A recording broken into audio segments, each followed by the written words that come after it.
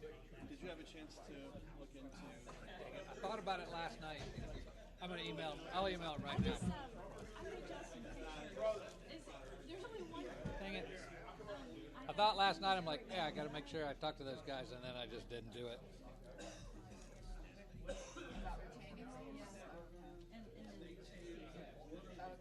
What's up? Oh, sorry. There's only one. Oh, is that the one behind the union? Yeah. Yeah. But it's gonna get. That's the one. That's when we were meeting with. I just thought it'd be helpful. No, yeah, when we were meeting with Carter, that's the only one that I could think of. Okay, good. It's getting bricked. It looks. Oh, it's getting bricked They're putting now. lipstick on the thing. Okay. Where's that? The one behind the union.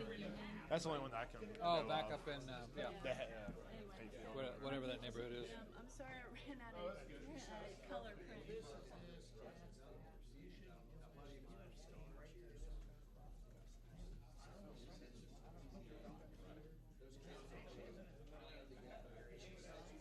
Hey, Hi. Did you hear from your pals over at Sugarloaf? Oh, all right. Okay. I couldn't find his contact information. Oh, all I right. finally found his name, so. Okay. Well, I'll be on my email, but Oh, yeah, because you're gone. I'm gone tomorrow and Monday. Okay. Then I'll be back Monday around lunchtime. Okay. I'm driving in from Savannah Monday morning, so I'll reach out to Eddie tomorrow. yeah, see what you can do. That's fine. I mean, there's no hurry. And if not, we'll reschedule for another time. All right, sounds good. And I'm around next Friday, so if you want to do a Friday. Okay, Friday works for me too. She started crying and ran back in the house.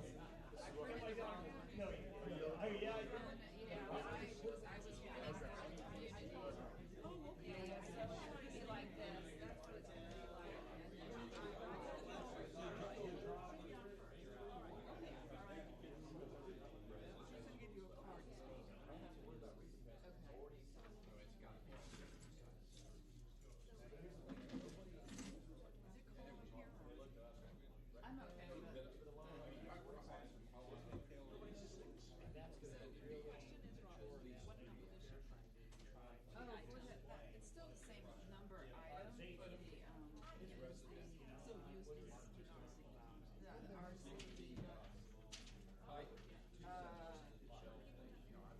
oh nine.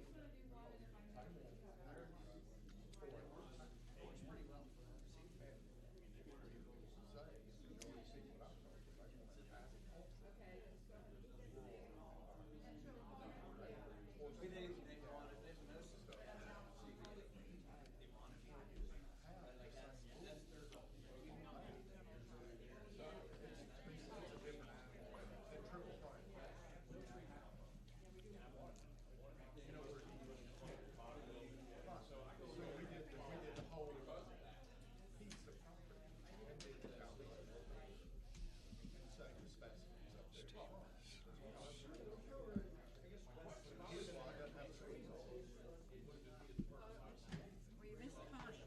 She was good. I heard. Yeah. Came in at the end and everybody seemed civil and Yeah, and we got lots of different people on the stakeholder committee, which is good. yeah, Plus people in the audience. So I think it's going to be a very involved group. that's good. She seemed very. I was there at the end for a little bit, and she Yeah. seemed very. She's very low key, but Yeah. she's very knowledgeable. You know what I mean? Yeah, She's you know she knows what she's talking about. yeah, Kind of and person. she doesn't flaunt it though. Right. You know what I mean? But you ask her something and she'll spout all this stuff, and you're sort of like, whoa, all right. So, yeah, Tim was a long time to find. These things, they're not easy to find. So hey, we need to have our ordinance written so that we can just go find the best of these people Really? and help them do whatever we need to do. Right. Okay, I guess that's probably about 6 or so.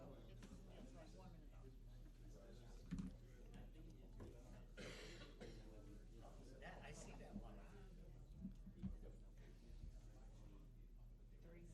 30 seconds. Gentlemen, you have 30 seconds. You can either stay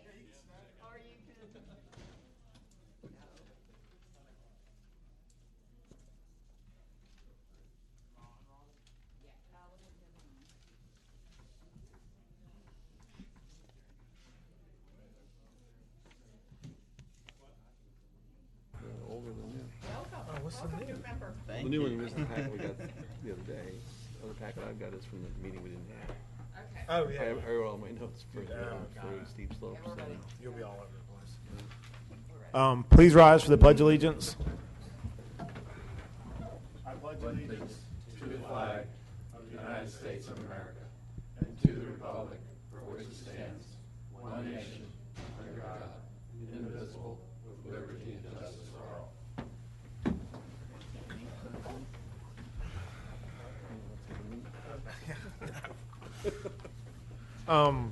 I'm going to call this meeting to order. This is a regular meeting of the City of Milton Planning Commission. I am Peyton Jamison, Chairman. This is a 7-member commission appointed by the City of Milton Mayor and City Council, created for the purpose of holding public hearings and making recommendations on rezoning, use permits, concurrent variance applications, comprehensive land use plan and plan map, and other related plans, and amendments to the zoning ordinance. Allow me to introduce our board members. To my left is Fred Edwards, Samit Shaw, I almost said Noel's name, Paul Moore. To my right is Chris Doty, Mark Bittner, and Wilson Borden. The petitions will be heard in the sequence listed on the posted agenda. I would like to acquaint you with some of the rules and procedures for conducting this meeting. The applicant and all those speaking in support of an application will be allowed a total of 10 minutes to present the petition. The applicant may choose to save some of the time for rebuttal following the presentation by the opposition. The opposition will be allowed a total of 10 minutes to present its position. If time remains, the opposition will be allowed to rebut. Since the burden of proof is upon the applicant will be allowed to make closing remarks provided time remains within the allotted time. The staff of the Community Development Department will be keeping track of time and will inform you periodically of the remaining time for your presentation. Each speaker must fill out a speaker card before speaking and leave it with a staff member of the Community Development Department. All speakers will identify themselves by name, address, and organization, if applicable, before beginning their presentation. When an opponent of a rezoning action is made, within 2 years immediately preceding the filing of the rezoning action being opposed, campaign contributions aggregating more than $250 or more to a local government official of the local government which will consider the application, it shall be the duty of the opponent to file a disclosure with the governing authority of the respective local government at least 5 days prior to the Planning Commission meeting. A violation of the relevant state statute constitutes a misdemeanor. Therefore, if you have contributed $250 or more to a council member and have not timely filed a disclosure prior to the Planning Commission meeting, the city attorney strongly suggests that you have someone else speak on your behalf. Each application has been properly filed with the Department of Community Development. Signs have been posted on each site. The matter has been advertised, and the notices have been mailed to property owners affected by this zoning as required by the Milton zoning ordinance. The Planning Commission's recommendation will be forwarded to the City of Milton Mayor and City Council for final disposition. The Mayor and City Council hearing will be held approximately 3.5 weeks from this hearing on the third Monday of each month at 6 p.m. in the council chambers. The Community Development Department has reviewed each application in conjunction with various agencies and departments, both internal and external, to the city. Staff's recommendations, findings, and conclusions are here before us in written form, which has been made available to all petitioners and to the public. Demonstration of any sort within the chamber is prohibited, so please refrain from any applause, dialogue with the person speaking, or outbursts. Please turn off all cell phones or place them on silent. All remarks will be addressed by the Planning Commission. Please show the same respect to the person speaking that you will expect to receive yourself. In addition, the applicant shall not submit material to the Planning Commission during the meeting unless requested to do so by the Commission. All material that you wish to be reviewed by the Commission in consideration of your application should be submitted to the staff of the Community Development Department to be included in the normal distribution of packages to the Commission. Finally, to the applicant, if your petition is deferred in accordance with the Milton zoning ordinance, you are required to update or obtain a new sign for reposting. Failure to update or repost will result in further delay. There are no exceptions. At this time, we're going to call for public comment. If there's any public comment that's not on the posted agenda. Do you have any, Robin? No. Okay. I will close public comment. Approval of the July 27th action minutes. I'll open up for a motion. I move that we approve the Planning Commission minutes of Wednesday, July 27th. Second. All right.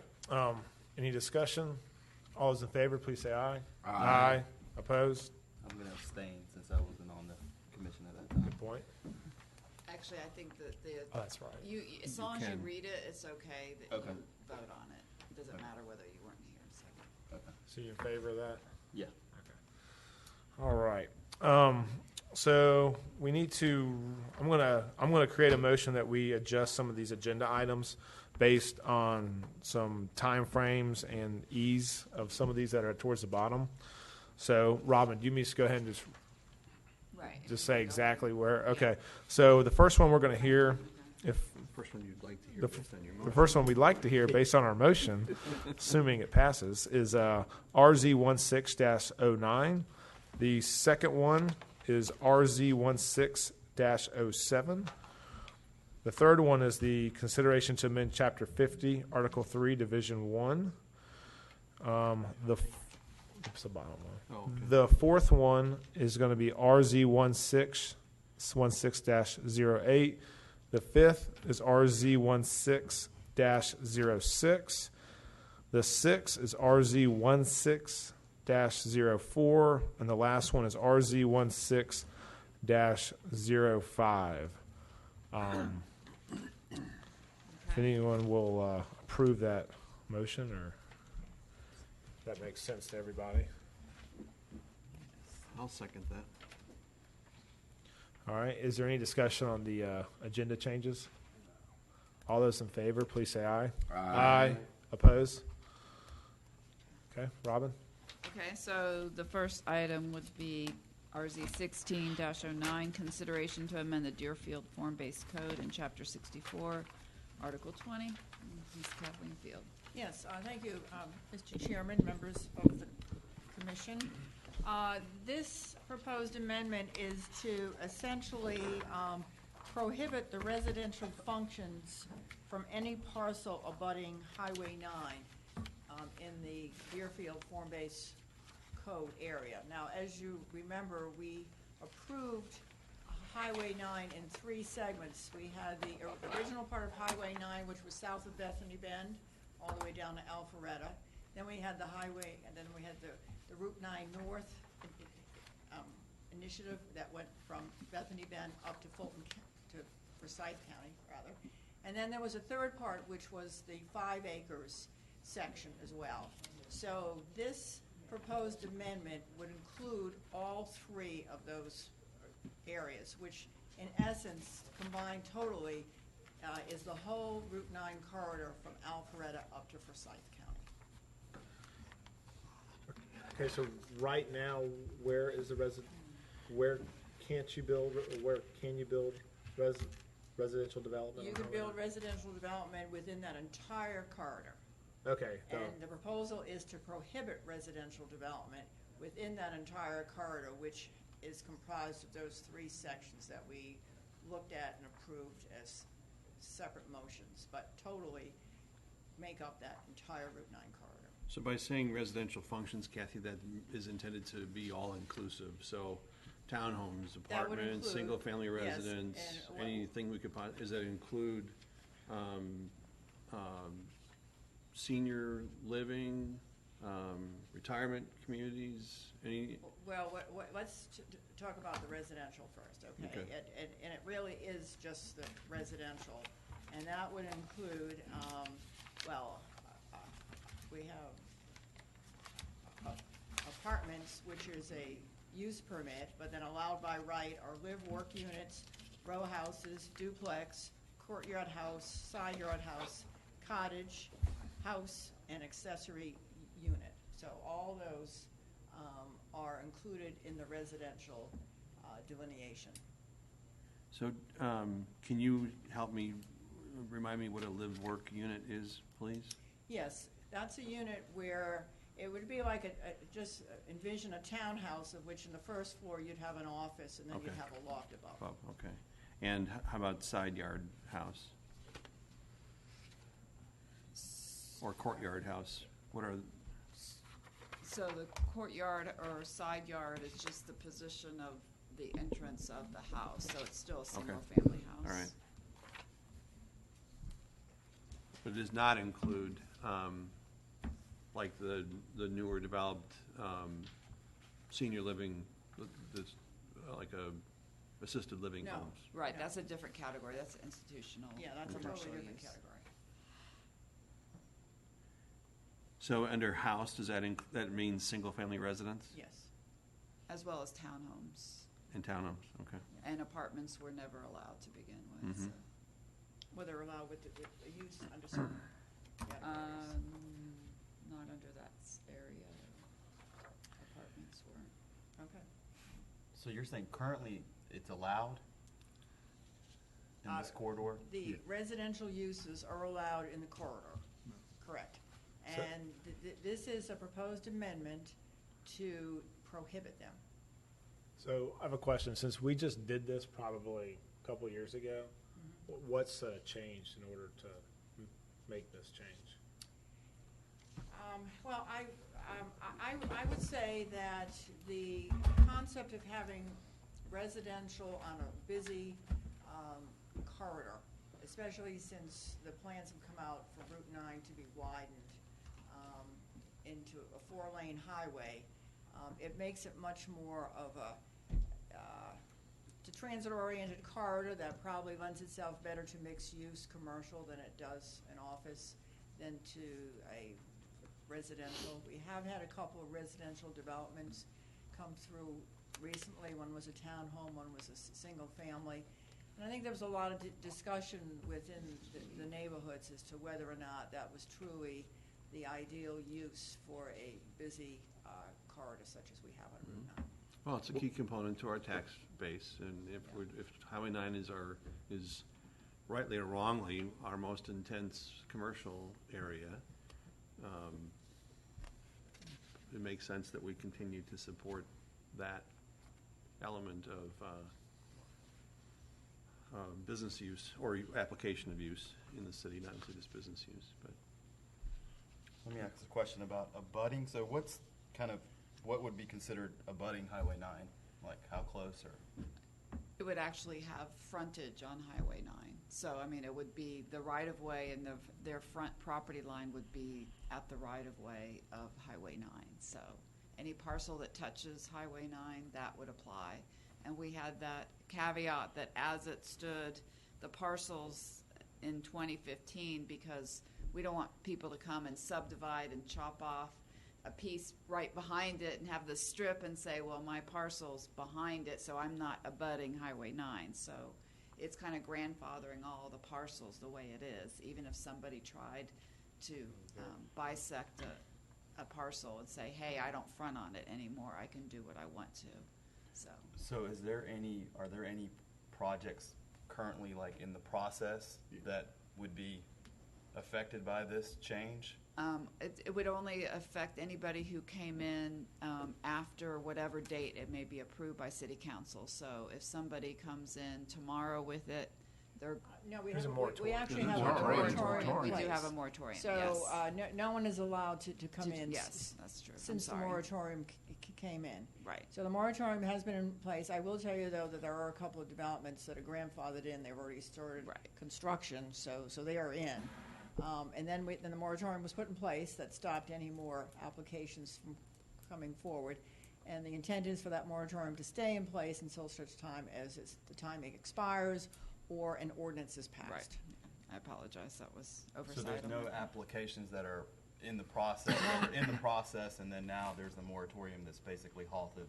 If they're in the process, they're grandfathered in. Right. That's always the rule. Yeah. So they came in before the That's how they want. moratorium. That's how the clear cut across from Big Lots. It's yeah, now going to correct. be Right. residential or apartments or Those are townhomes, yes. townhomes in between Actually, retail they're or duplexes, commercial I'm on sorry. both Correct. sides. Actually, let me correct it. It was duplexes because we don't allow townhomes unless it's mixed use. So those are duplexes. And then the piece across from Crooked Creek are detached, single family. Okay, sorry, go ahead. No. Just another question, just to understand kind of definition. So when you say vertically mixed-use building, could you expand on? Yes, a vertically mixed-use building is, it could conceivably have retail on the first floor, office on the second floor, and residential lofts on the third. Or it could be any mix of those, but that's usually how you see it. But it's a mix, and it's based on the, within the same building going up. So is there any minimum, like, or minimum or maximum number of, like, I don't know what you call it, would it be floors or levels up? Like, how high could this be? You know, where you've got retail, let's say, for a couple floors, and then all of a sudden you've got residential above there, and, you know, is there anything with that right now in terms of? Right, so the corridor is split up in different height regulations, so I believe I included the regulating plan in your packet with a lot of the purple. So if you look at, there's a couple areas, the left bottom insert is a maximum 2-story building height, so that's over down by, across from Big Lots and next to it. Big Lots is not ours, but it's a good reference. And then on the northern part, you'll see it starts at Stone Creek approximately further north. It's only supposed to be 2-story building height.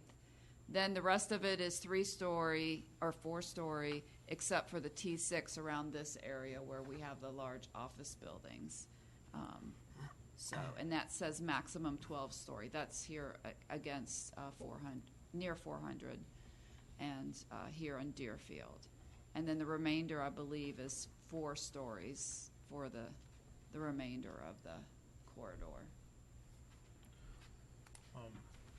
I guess I'll probably ask for some public comment before we get. Yeah, we do have Okay. quite a few public comments. Okay, let's go ahead and do that. So we can start with people who are in support of the proposed changes, and please forgive me, some people did not say whether they were support or opposition, so I do have one in front of me, Billy Carmen, that is, if you want to come up.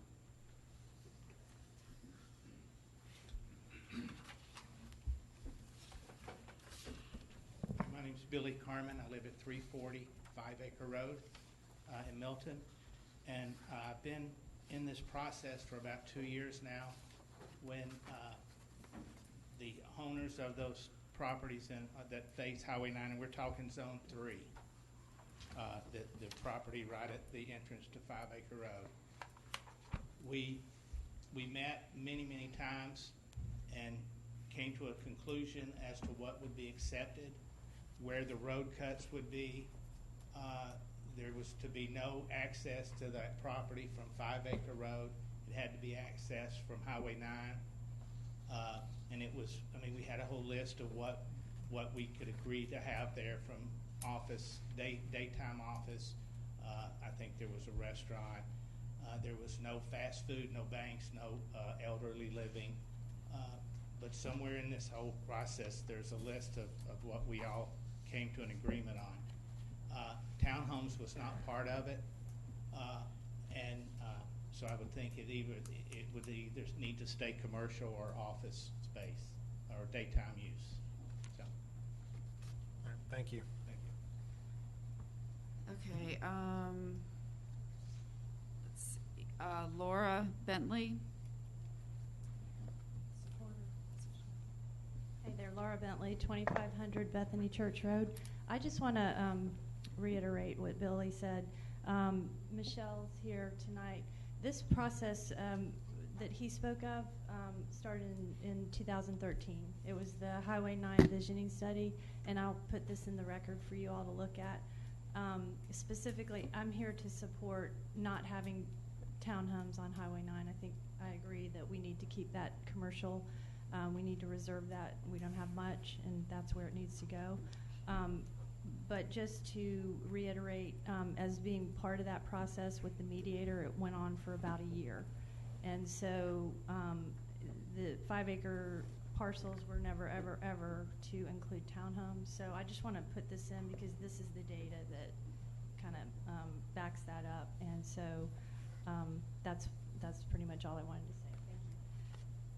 Thank you. Thank you. Okay, I have some other cards. I think they're all in opposition, so if you are not in opposition, please let me know. The first one will be Brad Sanderson. Hey, gentlemen, I'm Brad Sanderson. My property is 265 5 Acre Road, which is on the corner of 5 Acre Road and Highway 9. And I'm pretty sure that the townhomes are in the document that we approved. And I'm confused as to why we're even addressing this, to be honest with you. Many hours were spent, not only by city officials, but by the community, to come up with a working document that specifically states what we agreed to and not agreed to. As a property owner, I feel like that I made many compromises, as did the community, or as did our neighbors. And we specifically came up with a list of approved use of our land. My wife and I had a land use study done of our property, and what we gave up in a compromise was what would best be suited for our property. And now here we are having to give up something else, which in my opinion is absolutely ludicrous, simply because the community came together, we all compromised, we had a mediator, we had a facilitator, Dr. Elliott from Georgia Tech, that specifically worked with us through this whole process, which was at least a 2-year process.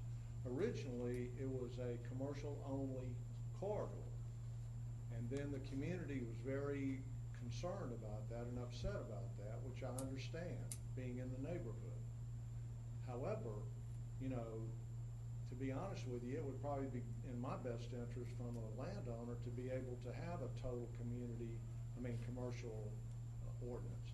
But I do not agree with that, because when we came up with this document, we all compromised, we all agreed to this document. And it was asked in the meeting specifically, and Tony Stewart was the one who asked this question, you know, we'll get through all this, and then down the road, can somebody come in and change it? And here we are talking about it. Again, I absolutely oppose changing this document that the community agreed to. Thank you. Thank you. The next speaker is Hamid Sadri.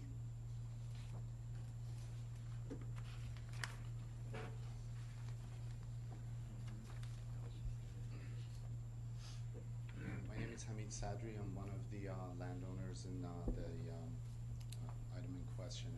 Sorry, sir. Can you state your address real quick? 6061 Uniform Drive. I'm basically same thing that the gentleman before me mentioned. We went through numerous meetings. We gave up quite a lot on during those meetings and come to an agreement.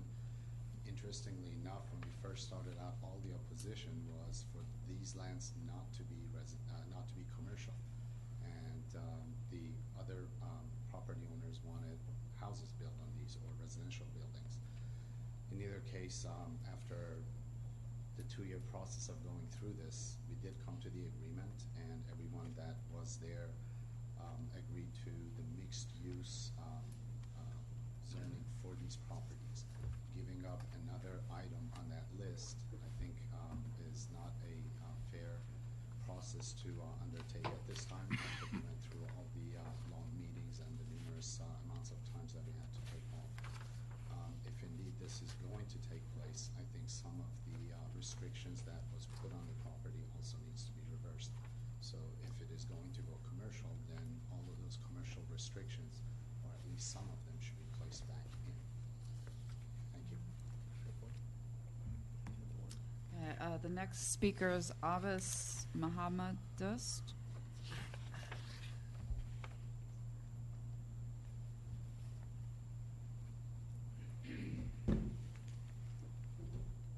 My name is Alex Dust.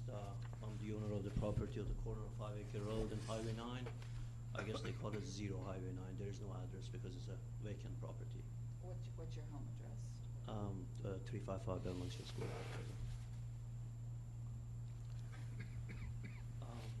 In past 10 years, I've been back and forth with Fort Fulton, try to do some development on my parcel or the parcels next to me or my neighbors, which Mr. Sanderson and Dr. Sadri.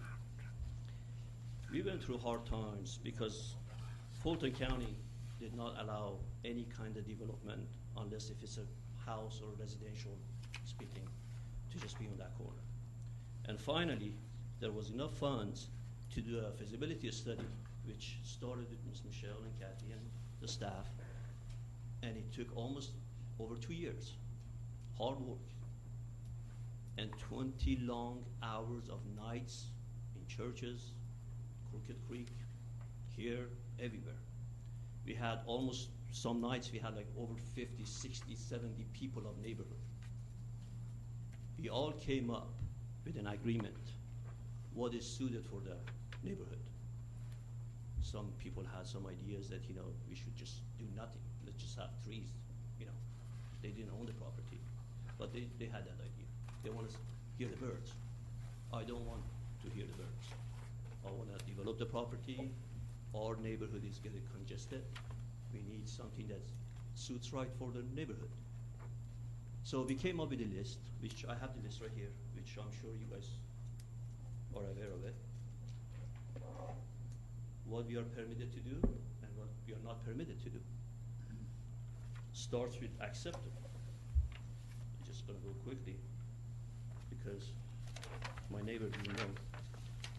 Residential types, single family, duplex, cluster homes, townhomes, office, live, work, retail, bank, gyms, assisted living, restaurant without outdoor seating and conditions. Unacceptable. Automobile, hotels, canals, convenience store, traditional shopping center, drive-through restaurants, nursing homes, hospitals, daycare, and schools. Some of these items, it's suitable for the neighbor. What's wrong with the daycare? Because a neighbor didn't like the noise during the day, we said, fine, we don't do it. What's wrong with assisted living? Or some sort of living that has no noise, no traffic, none of that stuff. We compromised. We did some of these items and we crossed it out. We said we are not going to do. Townhomes, sort of residential, basically speaking, what some of these people wanted to do. So the townhomes are fine. Not many traffic. Highway not going to get congested. People are going to in and out maybe a couple of times a day versus a bank or a restaurant. So there was a lot of people that they said, fine, townhomes are fine. We said, all right, townhomes are fine. We accepted it. So we came up with a list. We came up with a hard list of 2-3 years of work. Now in a short term or short time, the process of just eliminating our rights, what you already gave us, in a matter of a couple of months or putting a moratorium on a piece of property that already has been under construction and is grandfathered. So it only leaves us maybe 4 parcels and maybe a couple other parcels to talk about. So where are we going? Is this the fair way of doing it? We put a lot of time, effort, staff. We went through nights, days, nights. Is this the fair way of doing it? I just need the answers. I'm just confused. And if that's the fair way of doing it, if we can do changes, I want some of the stuff that you already took from us back. I want to do a daycare. I want to do assisted living. I want to do the stuff that we just decided not to do. And it just didn't make sense. That kind of deal. And I'm opposed of it, and I don't want to take that right away from us. Thank you for your time, and hopefully Thank you. That's it for the comments. All right. Okay. I'll go ahead and close public comment and open up for discussion and questions for staff. I'm personally kind of confused on the timeline and everything. So we have something that was submitted that was March 12th of 2013. And then, so can you kind of tell us staff tell us exactly what has transpired from March 12th to April 27th, 2015 over these 2 years, I guess? Well, let me just give you the, Michelle's here, that's what I was gonna. Yeah, Michelle, she might have more. Because I know it was going on, but I wasn't in the meetings. Well, We were. let's sort of back Were? up with Yeah. that. We had already put in place the Deerfield form-based code up to Bethany Bend. So the thought was to extend that code all the way up to, from Bethany Bend to Forsyth County. When we started the visioning process, the 5-acre group came forward. Now, the 5-acre group is really essentially 4 parcels that front Route 9, and there are 2 parcels on either side of 5 acres. 5 acres is the road that goes into the 5-acre subdivision.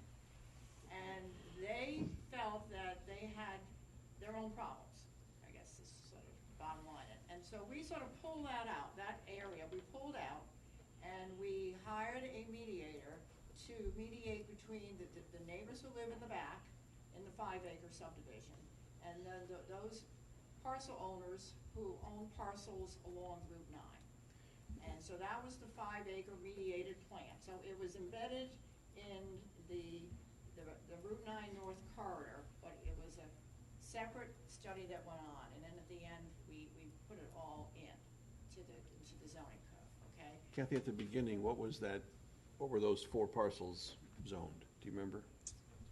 They were, I think, R2 or something. Okay. Yeah, so we want to put them all into the form-based code. But, so there was a lot of discussion in terms of appropriate uses for those 4 parcels. And at the end, and this was mediated between the residential neighbors of 5 acres and the landowners who own the land along the corridor. And that it was agreed to take out the following uses, which are allowed in the rest of the corridor, but not on these 4 parcels. And they included motel, hotel, veterinary clinic, kennel, all automotive functions, hospital, convalescent home, personal care home, nursing home, hospice, and all education functions, including a daycare. So those uses were excluded from the 5 acres area. And then all the other ones that were allowed are included on the use table as part of the code. But the code at the bottom, there's a little footnote that makes reference to the ones I've just excluded. It says that those are allowed in the corridor but excluded in 5 acres. So it was a long discussion between all parties involved. And at the end, that was what was agreed upon. So just to cut it short, after mediation and everything, it was agreed they could have residential development That is on correct. Highway 9. That is correct. And I think For the 5 acre area, right. right. As well as the other And portions of the corridor, yes. As well as the rest of the corridor. They didn't have Right. that. They didn't have mediation, but they had, the rest of the communities and the area were part of the meeting. So I think what you're seeing that the gentleman passed out was March of 2013. So I think that was part of a visual Yeah, this is preference or Yeah. a This is from reference. Laura. Was very early on. The visioning study was from Mrs. Yeah, I think Laura Bentley Right, sent that. yeah, Okay. so that was from our visioning study. That was like the very beginning, Yes, and that was that's the beginning. okay. And then we went through almost 2 years Yeah. of negotiation. Contentious negotiation. Well, it was productive at the end, and everyone agreed, and that was where we wanted to be. And to clarify, this is for the entire Highway 9, not just the 5 acre. So these gentlemen are mainly talking about the 5 acre part, but we're talking collectively about the whole Highway 9. Which includes the 5 acre. Okay, Right. gotcha, now. okay. Exactly. And so right now, the whole Highway 9, you can do motel, hotel, veterinary clinic. Right. Right. That's right. Okay. That's right. As well as the residential Residential. uses Right. under the appropriate transect zone, whichever transect zone it falls under. So, and that was what was agreed upon during the visioning study. So if this were to get approved, now all of a sudden you're saying that these things that were excluded beforehand would now, like motel, hotel, veterinary clinic, et cetera, would now be able to take place in? No, we're only saying the All of residential. residential, all of Section A would, Yeah. where it So if says you look at the R, would footnote, now yeah. be, yeah. would- The reason that's important is because the 5 acre group gave up those uses. Said, we agree, because the community behind them said that we don't really want development in our front yard to be any of those type of uses. So the landowners in the front on the corridor agreed to eliminate those uses, but that the rest of the uses would be allowed. And that was the quid pro quo type of agreement. Yeah. Okay, so It was a transition point at that point in time there. And then the 5-acre community it's large wooded lots. Right. So it was a transitional zone. So I understand the appeal by the homeowners, not the commercial, not the people on Highway 9, but the people Right. behind that, why they were Yes, and we playing, also. petitioning to us to. They were very concerned, and so what we did was, what's not mentioned in here is that we've required now buffers along the 5-acre road. And so if you come off Route 9 and you're in the 5-acre road, there are required buffers on both sides. So Yep. any development that takes place must have these required buffers, which are more than what we Yep. minimum require. Not required. And we also said there would be no additional art. driveways Yep. off the 5-acre roads. All the driveways accessing these sites would have to be from Route 9. So we actually Yep. put in some other development requirements Yeah. as well. 4 or 5 to- acres. to meet And that. 360 architectural review and some of those things, as I remember correctly, too. So there was a lot that went into it to really ameliorate everyone's concerns, both parties, both Yep. the people on Highway 9 who want to develop, as well as the people who lived in the back, who were the residents. So is it possible to look at this and say, we'll approve RZ, or make a motion to approve RZ 09, but exclude or leave the 5-acre agreement in place? I mean, if there's a special thing that the city did that's in place with them, could we approve this, but leave their agreement in place?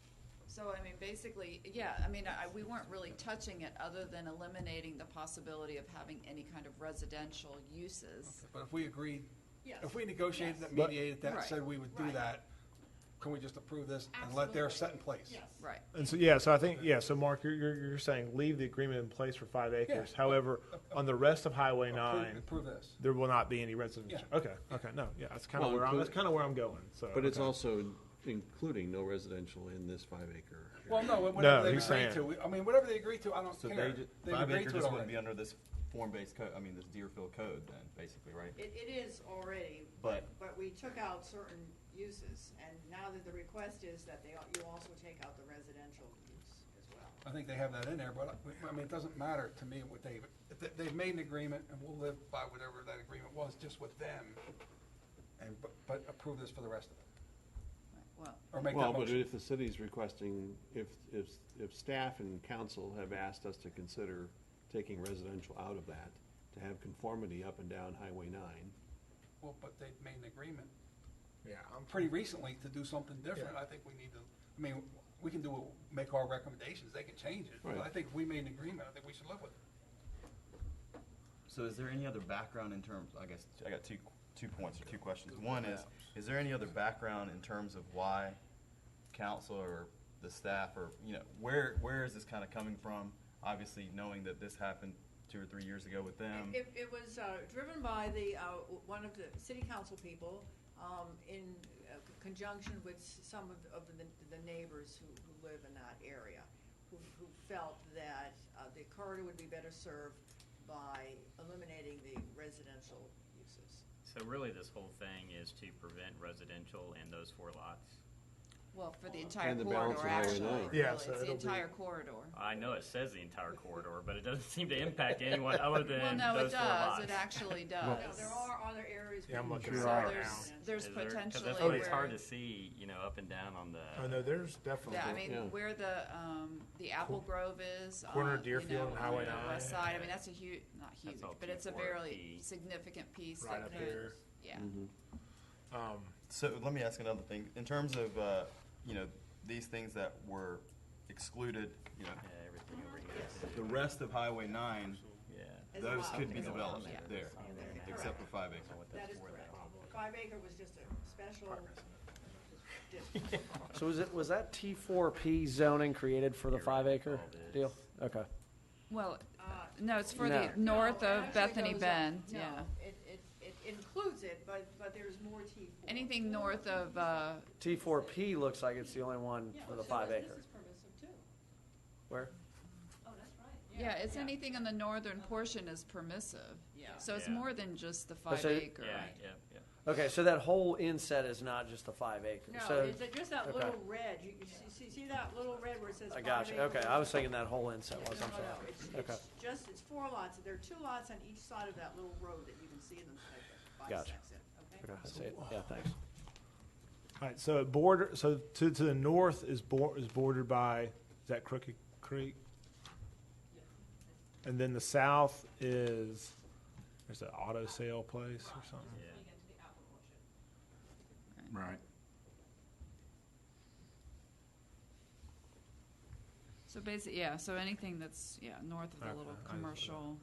And So, when like, we move isn't- into our isn't new that- City Hall, we'll be able to put this up on the screens, the aerials. so you can see this. Okay. Because I noticed you're looking at your little. Right, yeah, I'm just looking at, land use. So is there anything else in terms of, I understand right now we've got like 3 areas and 5 acres kind of, but is there anything else that we're doing with the city where we're basically encompassing the 5 acre zone into, the overall, an overall zone or 2 zones or 3 zones? I'm just wondering why all of a sudden, back then we created 5 acre zone and I don't know how much area that is. And then now you've got these 2 other zones, on Highway 9 that you're talking about. There are a lot more, that's a lot more mileage that you're dealing with versus like one particular area that was just cut out. Well, it was cut out because there was a disagreement between the parties, and they were clearly Tried an to important accommodate. part of the corridor, and so we needed to bring the parties together. And so while we were working on the rest of the corridor study, this just took a lot longer. But the goal was to bring everyone to consensus, and so we carved this area out and worked on it Yeah. very assiduously in order to attain agreement by all parties. Yeah, sorry. Michelle, let me see if you were part of that process, and I participated to some extent as well. And I remember it being a pretty contentious debate, which is why we brought the mediation in. And what I remember in particular was that the landowner at the time, the current landowner, also landowner at the time, was really adamant about getting commercial there.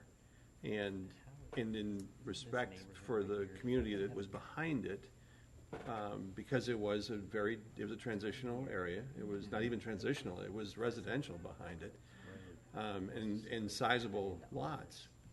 There was this compromise that was reached. And now we seem to have forgotten the debate about the insistence upon commercial, and now we're trying to go back to residential. Yeah, well, you see, when we did the visioning study and everything, some folks wanted residential, some folks wanted commercial. The biggest inconsistency was for the 5 acre zone, which is why we pulled that aside and we had those long meetings and discussions to do that. Mhm. And yes, so the landowners decided after all the compromise was, okay, yes, we'll have some commercial, but we'll also have some residential allowed as well. And so that's why we came up with that list. Yeah, okay. Thank you.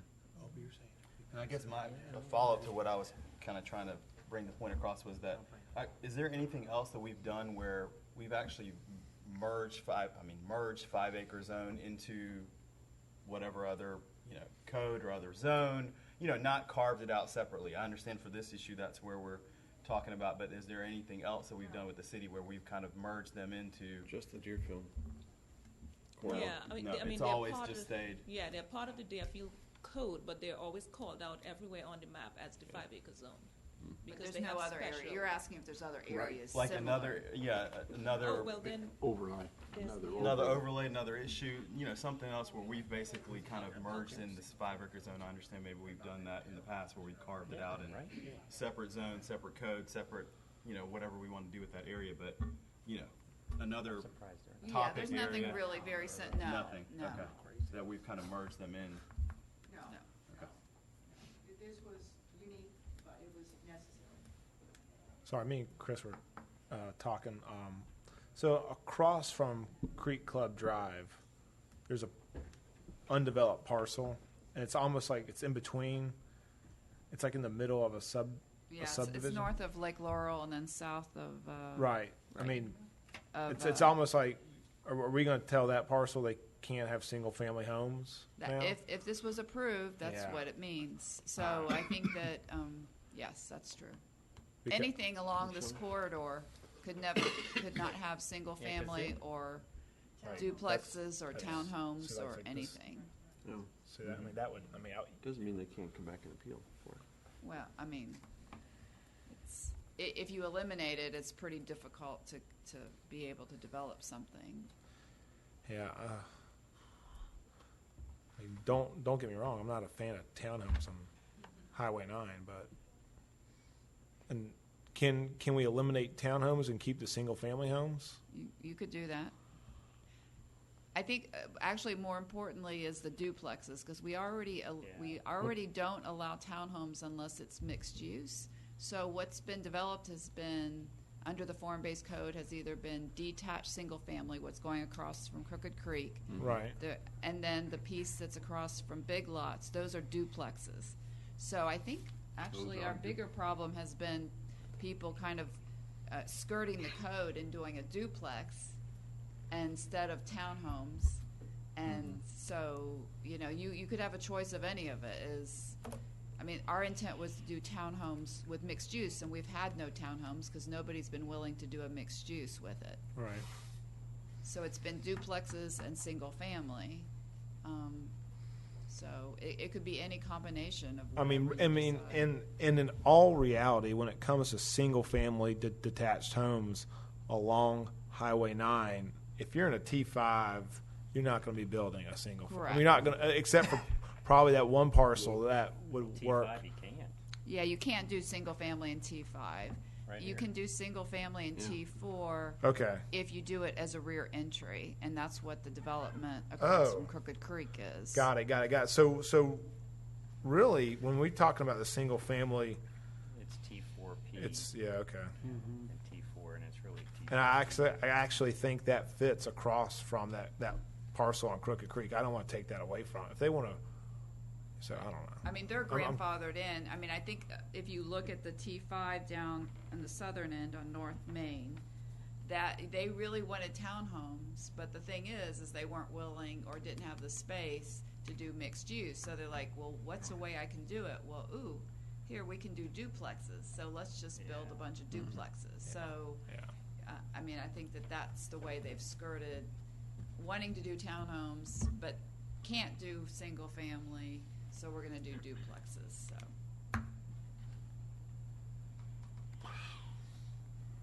I'm just trying to think. I really am inclined. To keep the 5 acre. I understand the reason why you don't want townhomes facing Highway 9 and duplexes. However, y'all made an agreement a year and a half ago, and I feel like you kind of need to stick with that as far as they're concerned. I don't know. Kind of torn on this one.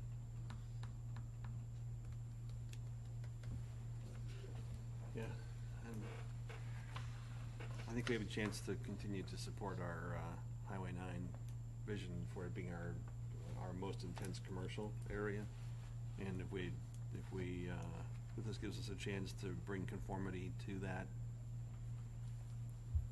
I think we reserve the right to renegotiate that.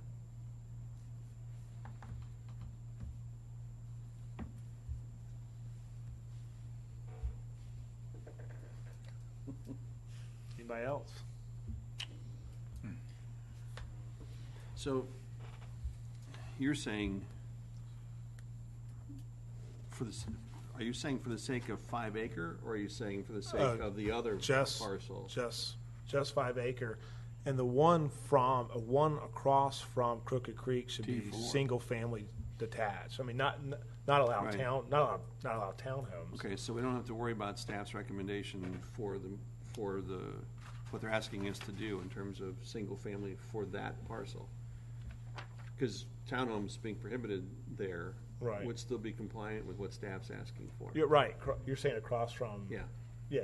No. From Crooked Creek. Yeah. No, I'm in favor of that. Yeah. Okay.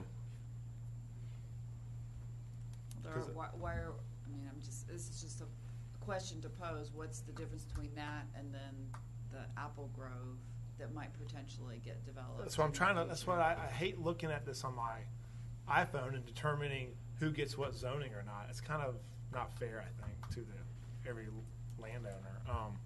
So where's the Apple Grove?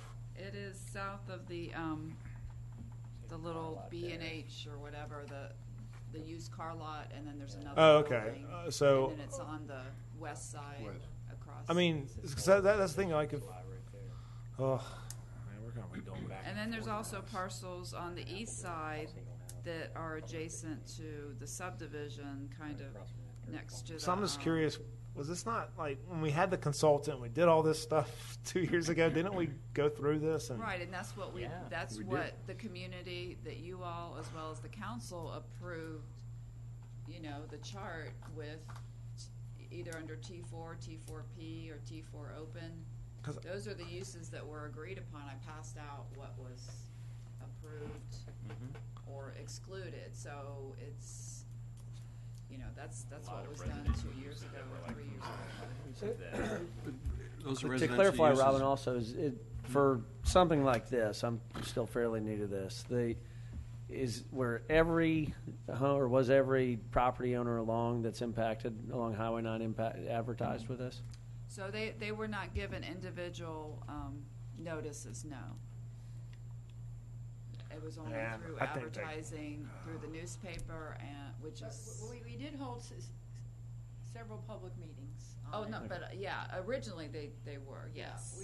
So I was just curious, So this is- my question, I guess, stems from, if everyone along the corridor came and the only people that are concerned are the ones that were negotiated with, that, Well, I guess I'm going to my question. If they were all originally notified, why weren't they notified this time?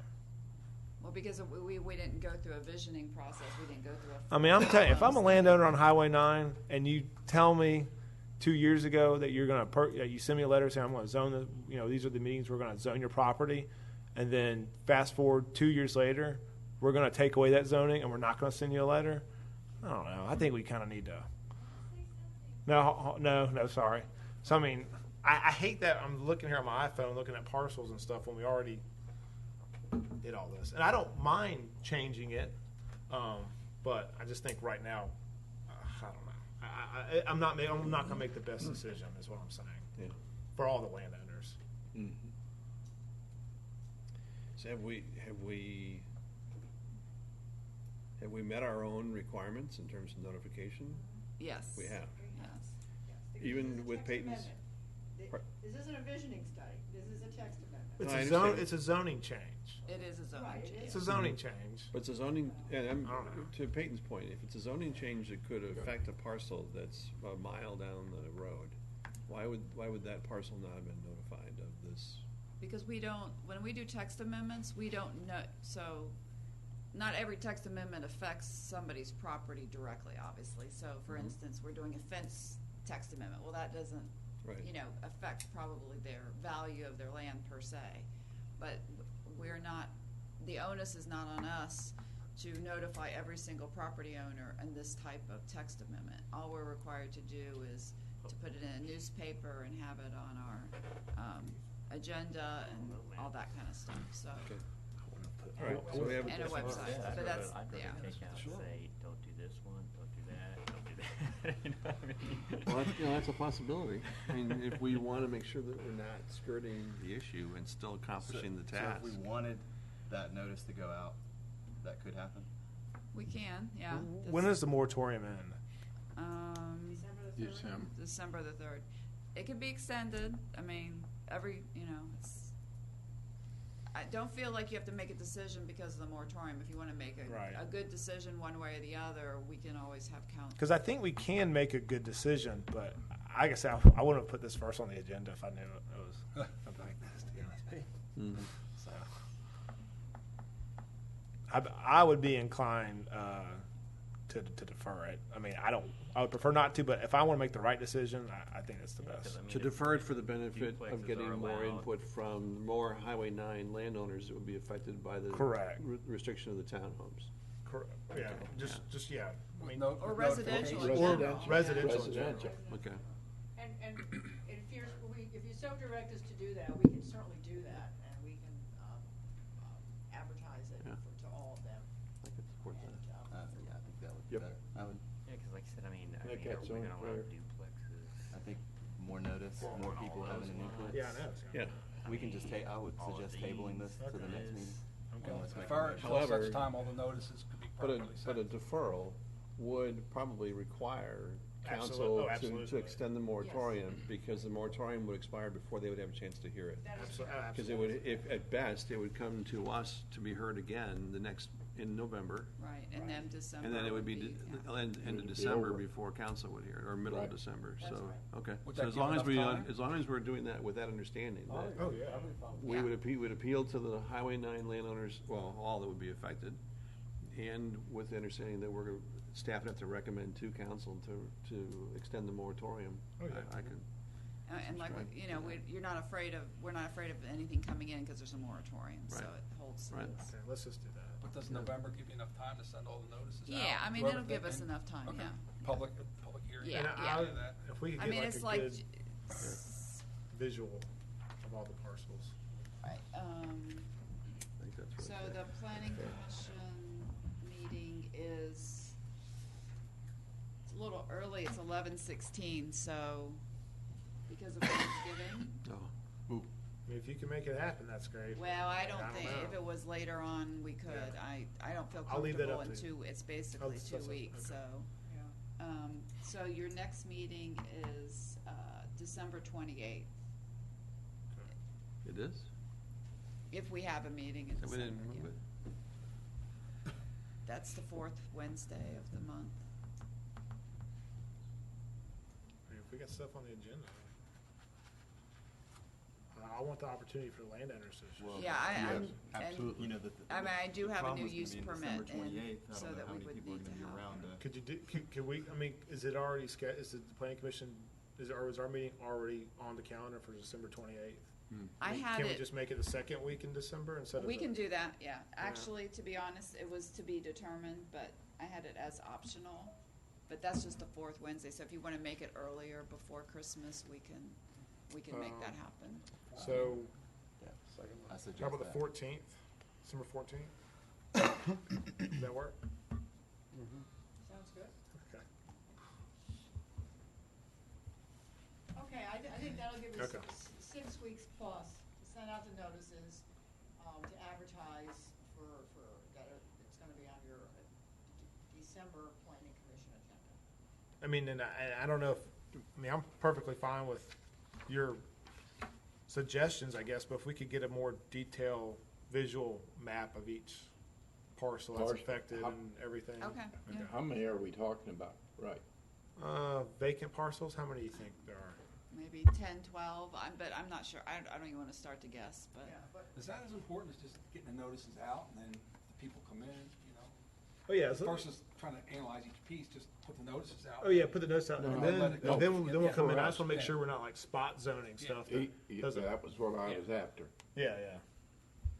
That's all. Yeah, Okay. So we can easily do that. Okay.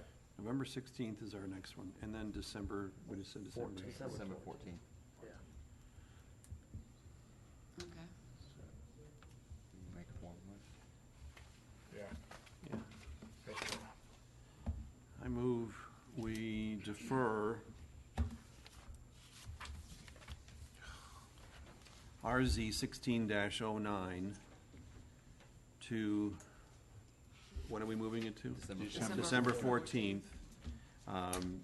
so that staff has the benefit to advertise to additional landowners on Highway 9, also giving staff the opportunity to recommend to council to extend the moratorium through December, so that they can, or actually probably even longer, I'll let that be their determination, to ensure that we are compliant with the expectations of what the moratorium was intended to deliver in the first place.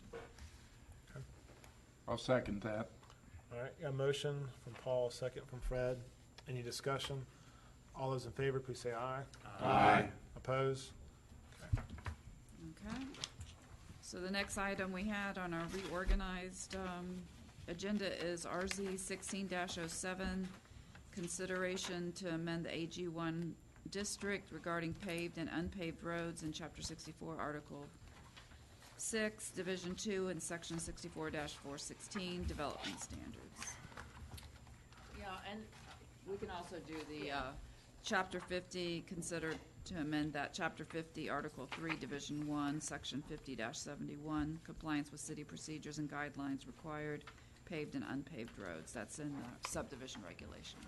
Right, and then the definitions. Well, they're all three are related, and part of the regulations are in the zoning, part are in the subdivision, so the idea is to amend both of them so they're consistent, and then thirdly, to provide you with a definition that will be used by both Chapter 64 and Chapter 50. Okay. Okay? So we'll start with Chapter 64, which is the zoning.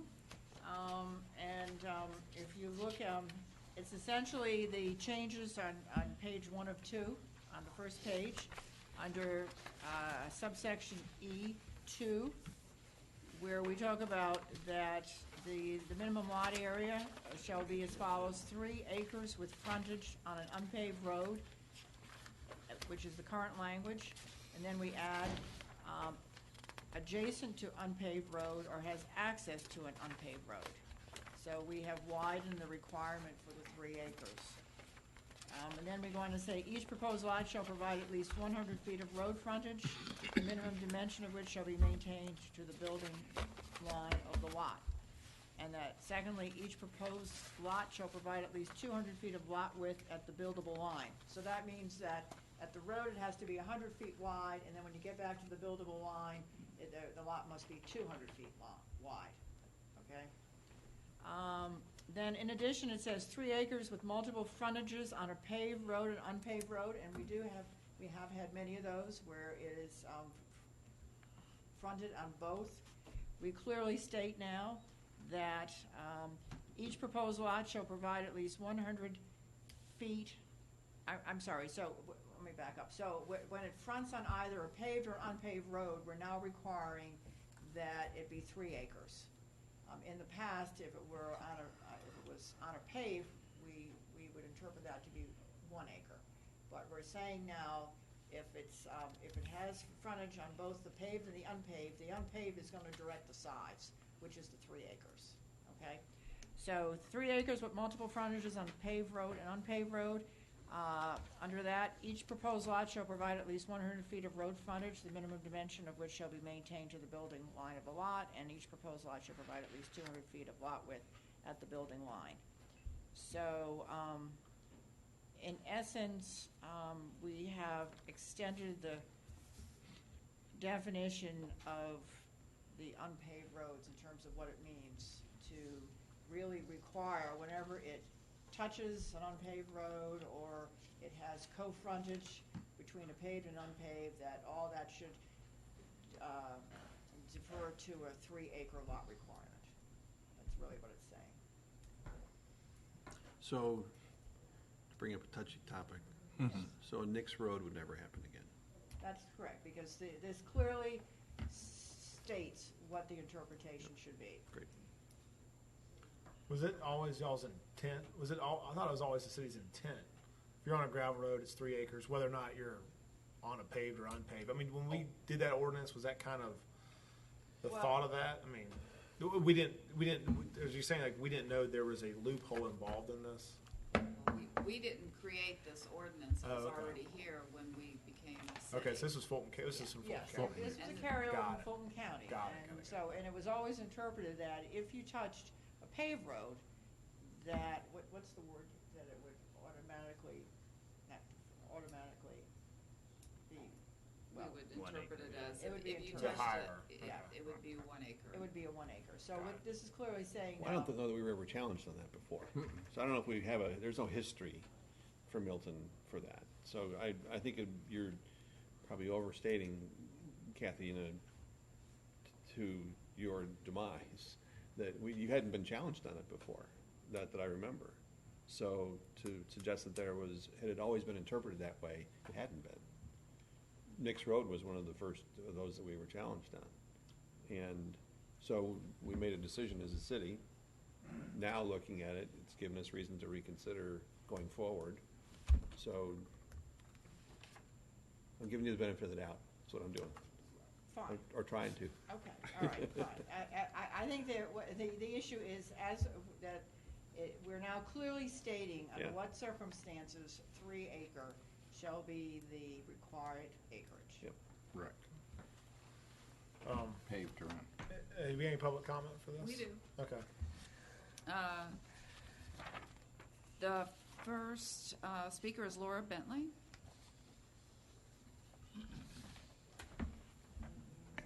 Hi there, Laura Bentley, 2500 Bethany Church Road. Just to give a little bit of history here, during the August 8th City Council work session, consensus was reached for a simple modification to Milton Zoning Ordinance Section 64 to allow for the most restrictive interpretation for staff relating to parcels with dual frontage on gravel roads.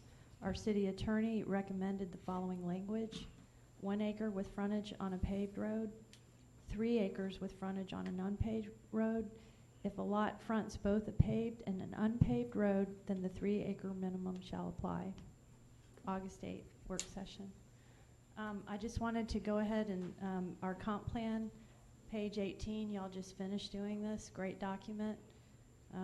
Preserve the gravel roads in Milton. This is the best way we can show that we're serious about conservation here. 3 acre minimums on gravel roads adjacent. It's an amenity to our community. It's the first thing I do when people come to visit. I take them around down the gravel roads. We have 13 miles of them. I have them all listed here. I hope that we will protect them by name. And I also would like to hear a discussion tonight about any notion of paving a gravel road. What is the process for that? Thank you.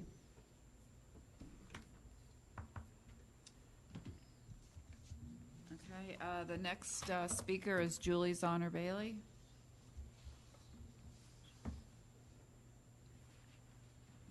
Good evening. My name is Julie Zonner Bailey, and I live at 255 Hickory Flat Road, Milton, Georgia, 30004. I support the existence of gravel roads for perpetuity in Milton, Georgia. They're a critical element of our rural community, and they need to be here long after we're here. I support 3 acre minimums on any land adjacent to a gravel road, even if there's also access off of a paved road. It was just stated that at August 8th there was a consensus. There was indeed a consensus, and everybody that took a vote or had a discussion about it that evening said that our gravel roads needed to be preserved for perpetuity. Please correct this evening any inconsistencies with the zoning code or any other documents where the 3 acre minimum is somehow not clear in all instances. It has always been intended that land adjacent to a gravel road would be a 3 acre minimum. Always the intent. Before we were a county, now we're a city. The intent for those of us that have lived here for a very long time and those that have moved here recently and historically always intended for those gravel roads to remain and for 3 acre minimums to be in place. Additionally, please confirm that all gravel roads are indeed reflected on the trail map and that they're also reflected on the road ownership and surface type map.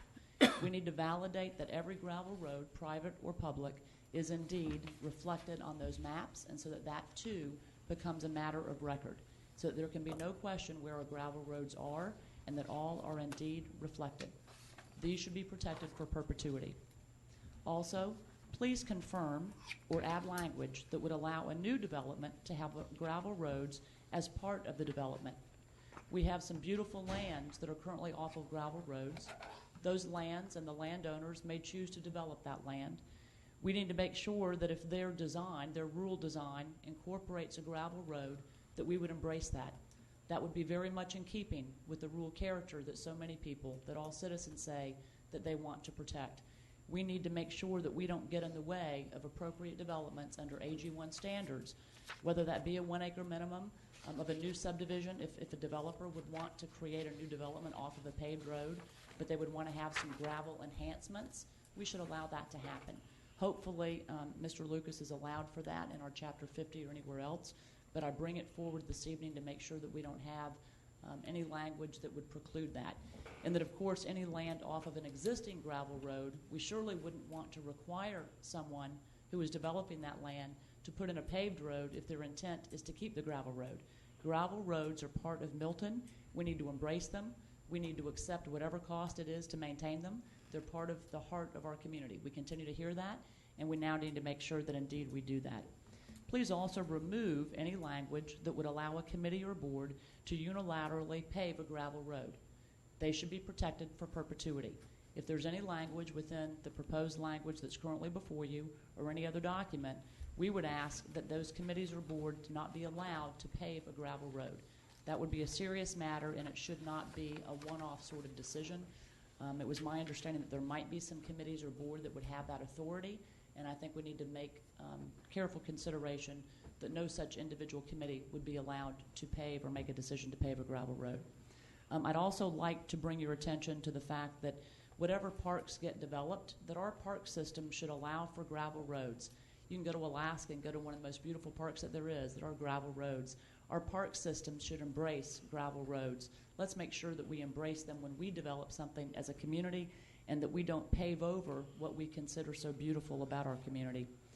I'd also like to reiterate that the comprehensive land use plan that was just adopted does indeed state in multiple places that all gravel roads are to be preserved, as are the 3-acre minimums. I appreciate the work that you do. I thank you for your time, and I know that you'll do some great work as it results from your discussions this evening. Thank you so much. Thank you. Okay, the next speaker is Scott Reese.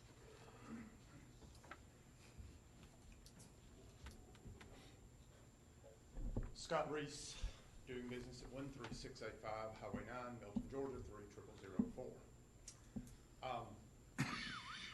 The essence, I think, is the particular cases or properties that front on a paved road and a gravel road. The historic handling of those situations was the access point. If you had a piece of property that's fronted on Birmingham Highway and backed up to Wood Road, you accessed your property from Birmingham Highway. Fulton County interpreted it to be the access point as the governing factor on the acreage. The problem that I foresee is there are a few pieces of property that have a vast majority of their frontage on a paved road, 500 feet, 1,000 feet. They back up and they have 100 feet or less on a gravel road.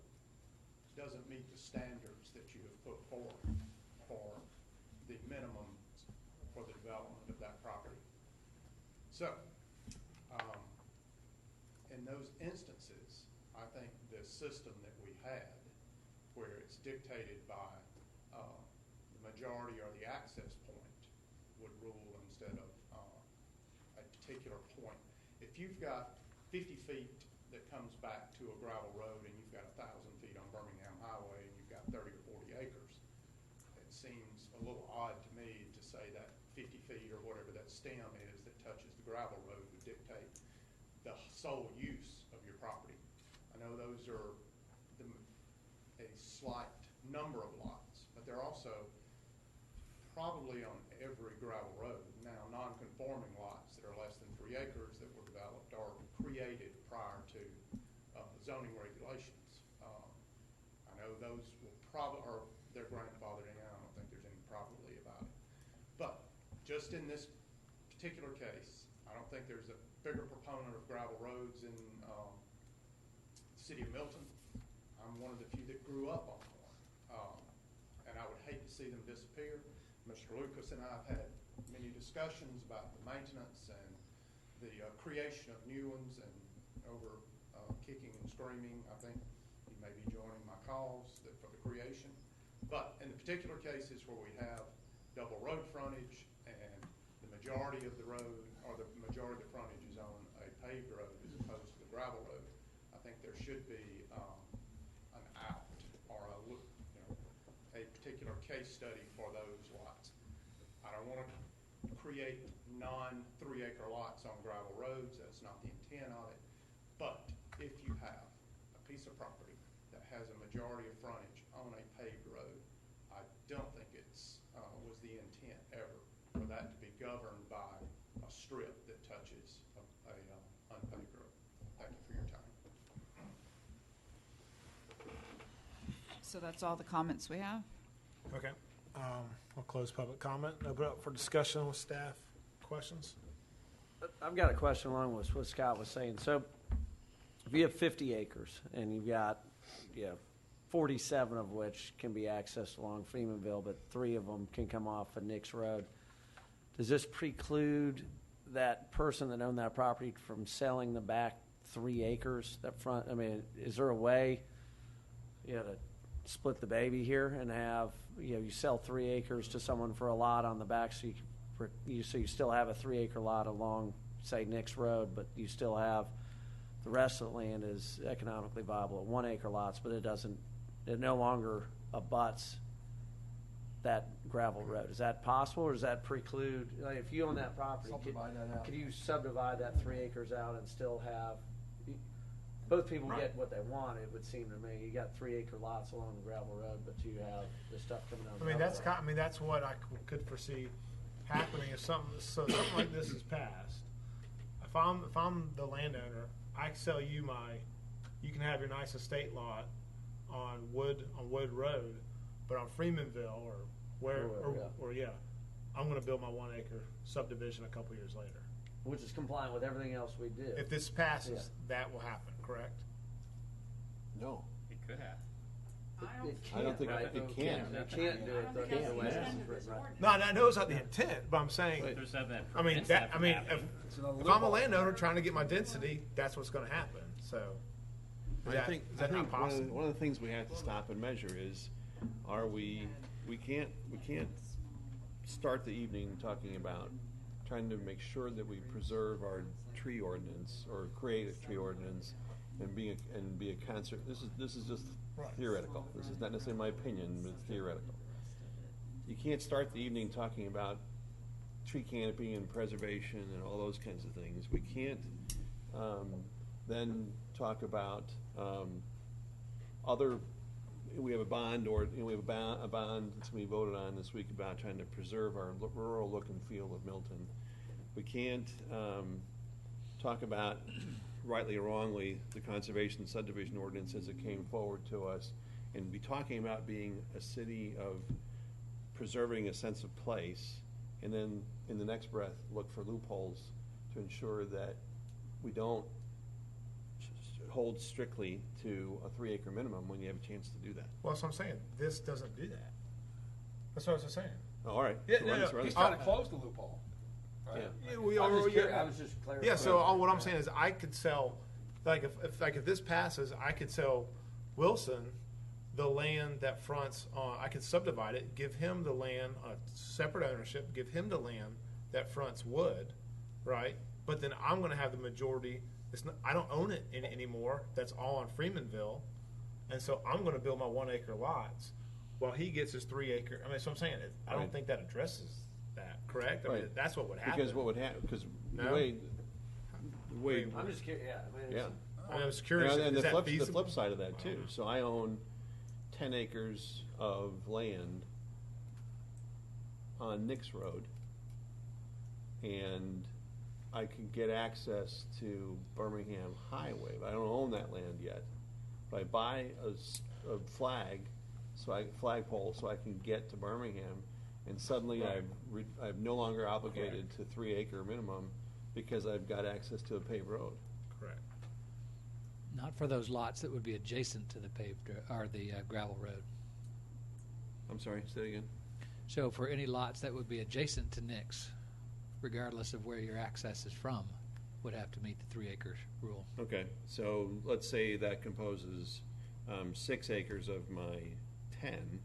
I could then do four of my remaining 10 plus whatever I buy, access to Birmingham, and I'm not obligated to keep those 3 acre minimum.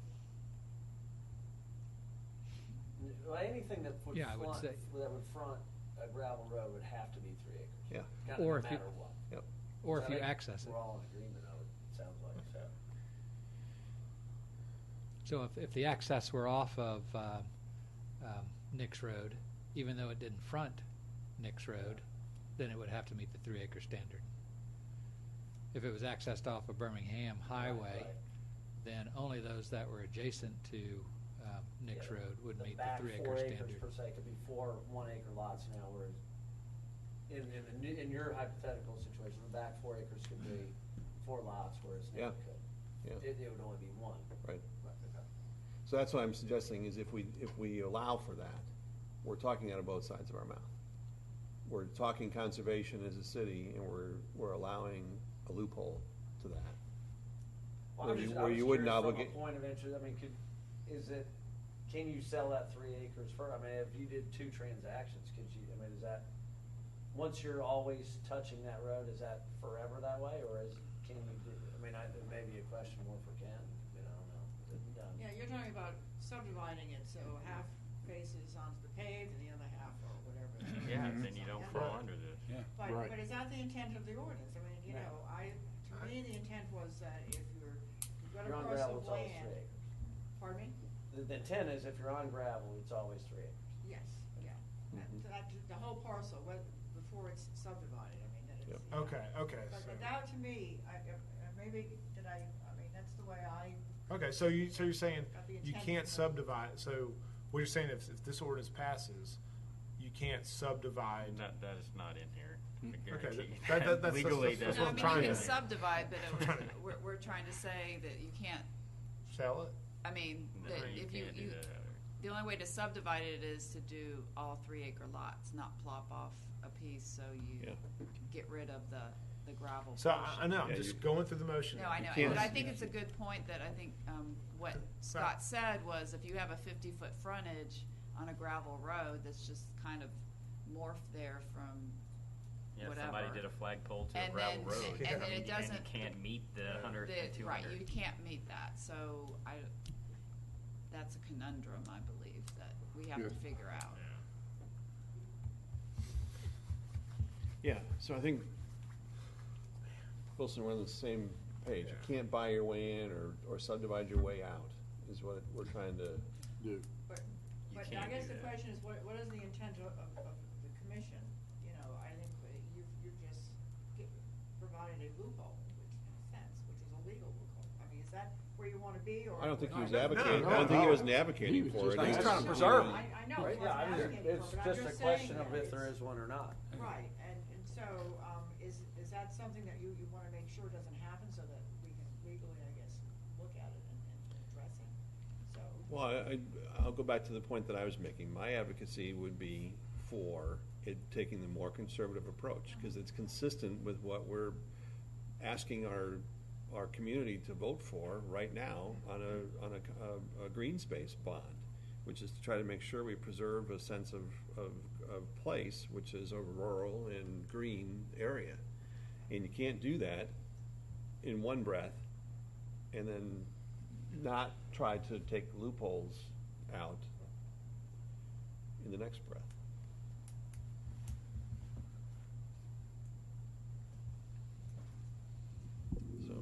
So how do we, That's the way we have to so, decide. I mean, if the commission wants to take the more conservative approach, I mean, this document really does it do that?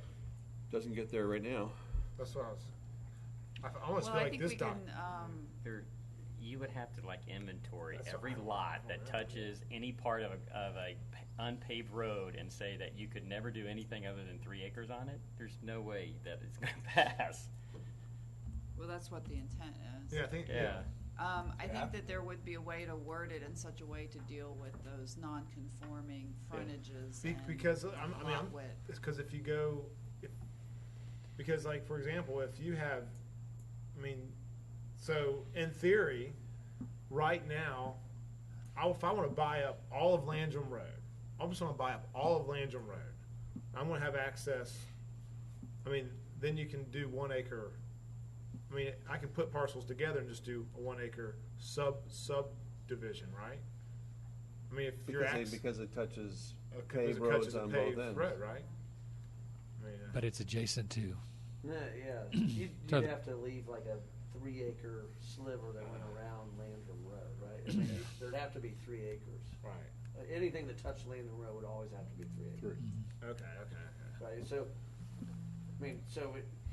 Anything that touched Landrum Road would have to be Yeah, 3 anything acres. If that's he bought gravel it would all. have to be 3 acres. It doesn't matter. If it's gravel road, you'd have to, But it'd if have I- to be 3 acres. I mean, maybe I'm speaking for you So guys, what but it about seems the like, point about the access seems like point? this says if it fronts land, if it fronts a gravel road, it has to be 3 acres. Right. Which I Right. think is what we all agree. It doesn't matter whether it's access or not access, Right. it's, No. if it touches it, then. If you touch gravel, you're 3 acres. So then what about the point that Scott brought up about Right. access point, so that if you've got a parcel like that where a small strip just touches it, but mainly, I mean, I think that there's a Paved. way to write it so that, you know, for those non-conforming lots, that we would allow it to be 3 acres. You could still get 3 acres out of it, it just wouldn't necessarily have 100-foot frontage and a 200-foot at building line. So anyway, that's, I think there's a way to word it in such a way that we could allow those non-conforming to be grandfathered into but, it, so. but your suggestion there would still mean that even if a slight piece of that land touches a gravel road, It still would be 3 acres, it'd have yeah. to be 3 acres. Right. No matter if they tried to subdivide, do whatever else. If they were going Right. to subdivide it, it would still have to be in 3 acre Right. pieces. That's the way we interpreted what the direction was. And you can't do what I was suggesting. You can't buy your way out of it. You can't, if I own 10 acres and I could, but I'm only off of a dirt road today. I'm off of, this is actually a real example. I own 10 acres on Nix Road. And I potentially could buy something I don't own today, if somebody else owns it, and get access to Birmingham Road. It doesn't then allow me to turn my 10 acres into 1 acre lots. I'm bound to 3 acre lots for the entire, we'll call it 12 acres to make it even, make the math easier, but if I own 12 acres, I can't buy my way into 1 acre lots by buying access to a paved road. When I'm only accessible today from a dirt road. Or by subdividing it. Mm-hmm. Right. Dividing them up. So when you said intent, the intent was of who? Whose intent? The City. council members. Yeah, council. The Yeah. direction from the council was that if a parcel is adjacent to, or, a dirt road, a gravel road, that should be the requirement, the 3 acre requirement. But was there intent with that purpose, thinking of a situation where you've just got, the main part of it is on a dirt road or gravel road, not scenarios that we're talking about where potentially most of the property is on a paved road and some of it's on a gravel road, and now all of a sudden it's cut, moved into it can only be 3 acre. I don't know. Was that the intent? Yes. That was. Mm-hmm. Yeah.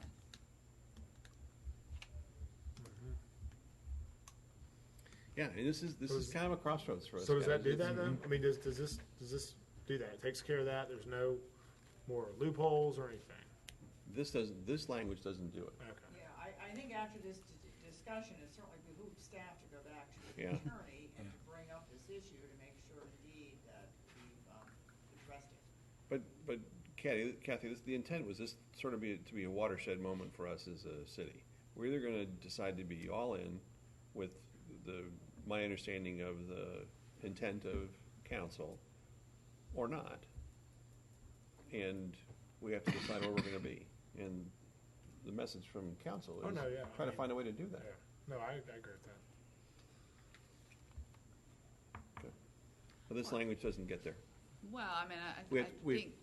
We need to talk about some more scenarios, but we've already cited a couple that probably need to be considered by this. Well, I think as the parcels sit now, just like we just did with the Highway 9, that at the time, the parcels that were in existence at X date, and the parcels that are in existence at X date at the adoption of this, then when you go to subdivide it, that's the way it is. You can't chop off a piece and then say, oh, okay, let's just treat this side with 1 acre lots because it fronts it because we've plopped it off. Mhm. I mean, I think. But I think what the issue is that we have to go back and tighten up this language. Yeah. However, having said that, and recognizing that you may need the time to do that, are we putting ourselves at risk? Is there anything coming before No, us? because we have another Another moratorium. Okay. Yeah. And where's the expiration of the moratorium on this? That's the January one. February, yeah. Okay, so we'll probably have enough time to do that. So we are covered. Okay. And then you also want to have a caveat for those non-conforming frontages to Yep. kind of allow those Well, to it could be be- subdivided into 3 acres. A non-conforming lot could be a 1-acre lot. That's Well- currently, there are probably not very many of those, but a non-conforming lot could be a 1-acre lot today. Well, off there of a are dirt road. existing And 1-acre they're already gonna be lots on grandfathered gravel in. roads, but you're not going to subdivide it anymore. I'm just Right. talking about, like the scenario that Scott had, there may be a parcel that is 10 acres and it only has 40 feet of frontage on a gravel road. Well, it doesn't even meet the standards of what we're saying for 3-acre lots, so we need to put a True. verbiage in there. You can still develop it as 3-acre, but you're going to be allowed to have only 40 feet of frontage or whatever. Can or should develop it Because as. right now you're saying they can't, they don't have the frontage to even do it. Yeah, and I guess Right, we- but I we mean- look for some guidance for you on Yeah, well, I think we would want them, I mean, Well, you want to have a 3-acre. Yeah, You yeah. don't care whether it's Exactly. 40 feet of frontage or Correct, not. correct. You want to have, and so that's why I'm saying that we'll have verbiage Yeah, to kind that's of a good idea. grandfather those odd lots that have sub 100. why would we frontage. Grandfather them in which way? Why don't we just, Grandfather them in, but allow them to be developed, because right now, if why I don't we, look, why don't we allow them to be developed in perpet, I mean, if they want to do 3-acre minimums, I mean, I don't care. I know, but the problem is the way it's worded now, They we're can't saying it comply needs with 100 it. foot of frontage. Right, okay. So you have to, you can't just meet one of them, you have to meet all of Okay. them unless we put unless blah, blah, They blah. would Right, just do yeah. an That's what I'm area. saying. Yeah. Okay. I got it. Yeah. Well, all right, we don't have to get into the. No, I know, Okay. I'm just trying to clarify Another what we're deferral. looking at. Yeah. Two for We'll two. take it back with your direction. Two for and two. we'll come back with some revised language. We defer, I have Yeah, a go couple more for it. questions, I have at least one more question before. Paving stuff. One of the things that Julie brought up was a committee or a board having the authority to change a dirt road to paved. Is that a real thing? It used to be, before we made our last changes to Chapter 48, paving of a gravel road went through the Parks and Rec Commission. When we made the last changes to Chapter 48, we revised that to ensure that it had to go to council approval and only would have Parks and Rec Commission input if and when the gravel road was shown as part of the trails map. But ultimately, paving the gravel road would be a council approval item. So let me just make sure I heard you correctly. So a gravel road that's part of the trail map, the Park and Rec Department could recommend that the part of that road be paved? They would be part of the approval process, not the approval process. Okay. But paved might only mean, it wouldn't mean like turn it into a road. It would mean maybe Trail to turn road. it into a groomed trail meeting ADA. Could be either or. Right, that's, okay. So we would not precluded that. We would not precluded Parks and Rec just doing it. It has to go to council. That's right. Okay. That's right. And we also made changes in Chapter 48. The other thing I heard was the acceptance of gravel roads as public roads. That change was also included in our last change to Chapter 48. It does So a allow us developer under can certain do- conditions to accept a gravel road as a public road. Okay, so that was proposed in somebody's thing tonight too. Julie, I think, mentioned it. So a developer can develop a subdivision and use dirt roads as an acceptable public road? Under certain conditions. So it has to be residential in nature, has to have less than 400 vehicles per day, which is going to be, 30 to 40 lots type subdivision. And has to be designed or constructed to our gravel road standards. And have we established a gravel road standard? You and I talked about that at one point. We didn't have one at one point. We still don't. Okay, so we're going to have to establish a We will. gravel road standard. Yeah. Which we know they exist. I think Oh, somebody yeah, pointed right. out the roads in Canada are, Yeah. and they are gravel. And that's covered to where? In Chapter 48. In 48. Yes, sir. It's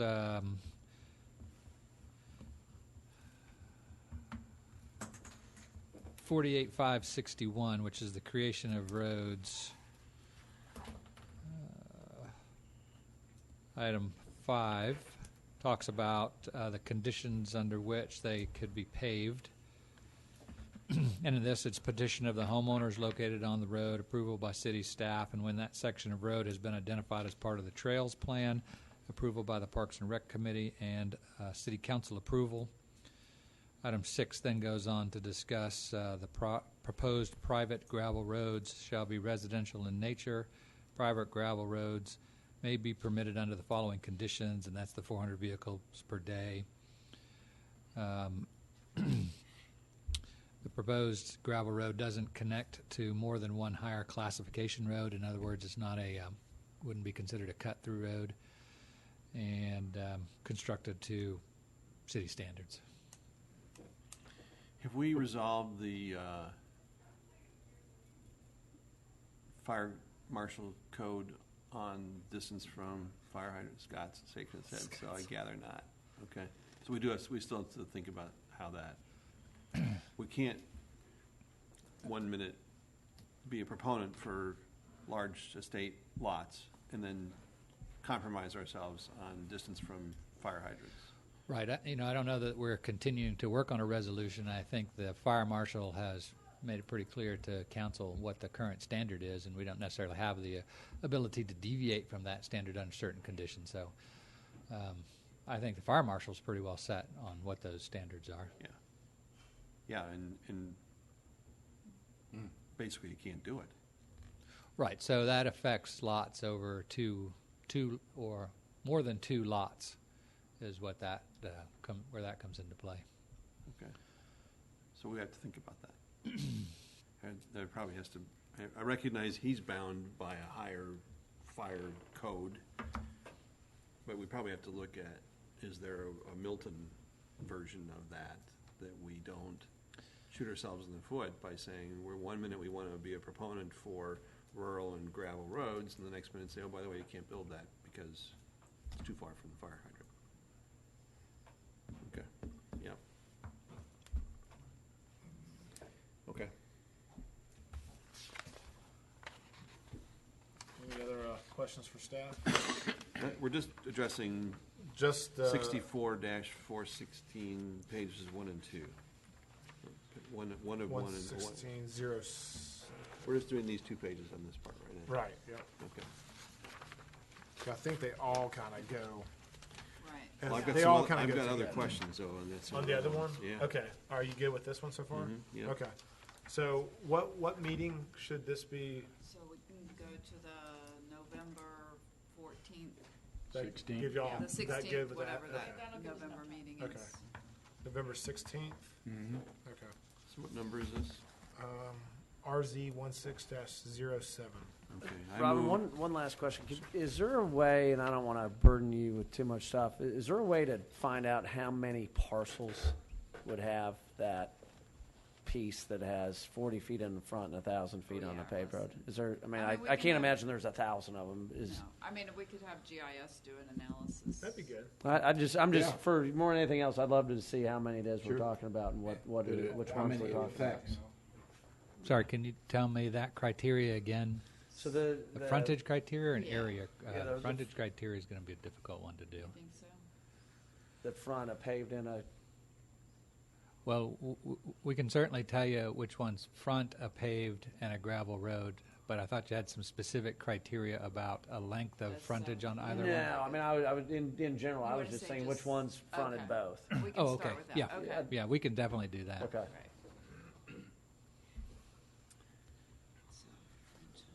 But can you show the part, like, Yeah, we can. show the parcel? We can kind of ballpark. Okay. Yeah. We just don't have a good database of the actual frontage length that I think we could pull from and get an accurate map. Okay. Fair enough. We might after this year. We're working on redoing the whole parcel database, but Okay. not now. I think even looking at, I mean, You could- if it right. was teeny tiny, you'd probably get an idea.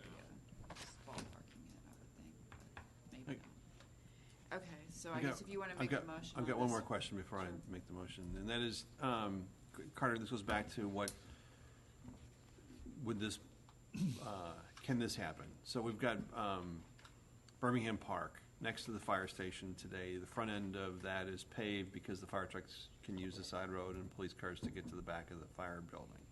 But beyond that, where the threshold is, you get into the park, that's gravel. We would never, what would it take, or can it happen to suddenly decide we want to pave the road into Birmingham Park to create a parking lot? That would have to go before council. Right, that's a little not bit park and different. rec. That would be an improvement to public land, and that would be a council approval type issue. That's not a park and rec because it's a park. That was also precluded by what you just told me a minute ago. Because part it of trails. is not part of the trail map, so the Parks and Rec Commission would not be part of that decision-making process.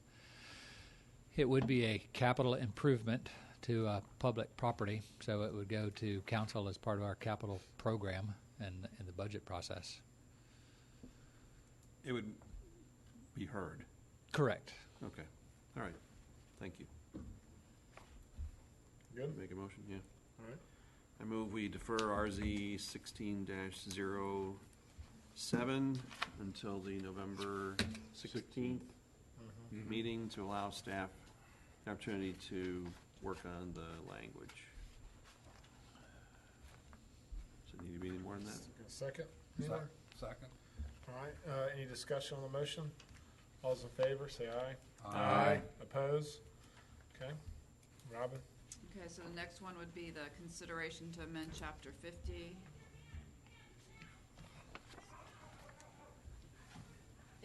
What is that? They're training. They have, I guess they're high schoolers. Someone's on the Oh, list. yeah, yeah. Police explorers. Someone's on the list. Policemen, so that's what you're hearing, I'm sorry.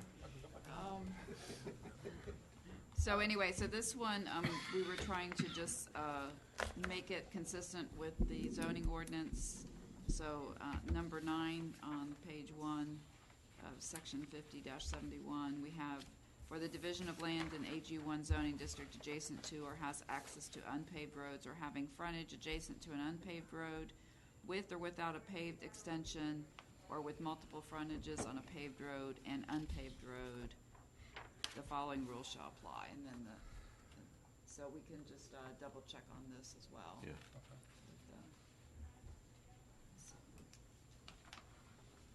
All right, we need to. Any public comment did for this defer one? this. We have the same, Laura Bentley and Julie and Scott Reese. So, do they want to come back up? Okay, so Julie Zahner Bailey. Yeah, Julie Zahner Bailey, 255 Hickory Flat Road. Thank you for your careful consideration and the discussion that I was able to just listen to. I appreciate that. Two things that still concern me, however. I didn't hear any discussion about making sure that every gravel road is currently on the trail map and on the road ownership and surface type map. And I just heard mention of the Birmingham Park Road not being considered part of the trail map, and that's exactly the sort of thing that I'm suggesting. We need to make sure that every piece of land that's in Milton that has gravel associated with it is on our trail map, and that it's on this other road ownership and surface type map, and I don't think it is. And we just heard an example. That's one example, and yet we're not capturing it. And my question would be, why not? Because that's a road. It's an old logging road. It's a gravel road. It may be city-owned, but gee, the land that's city-owned should be the easiest stuff to protect, and yet sometimes we find that indeed it's not. So I'm going to ask again, as I asked under the first item, to please, as part of your motion, make sure that we direct staff to ask and clarify that any gravel road that's owned by anybody, including the city, be identified, and that it be on the trail map, and that it be on our road ownership surface type map. I think we've got parcels that may not be identified, and I think we need to identify them. My question would be, why do we ever have a gravel road that's not on the trail map? People walk it, dogs walk it, horses walk it. It's part of a trail map. Should be. If it's not, it should be. So I think that would be consistent with everything that we have done historically, and I think it's consistent with everybody's desire that our gravel roads be protected and be part of our green space.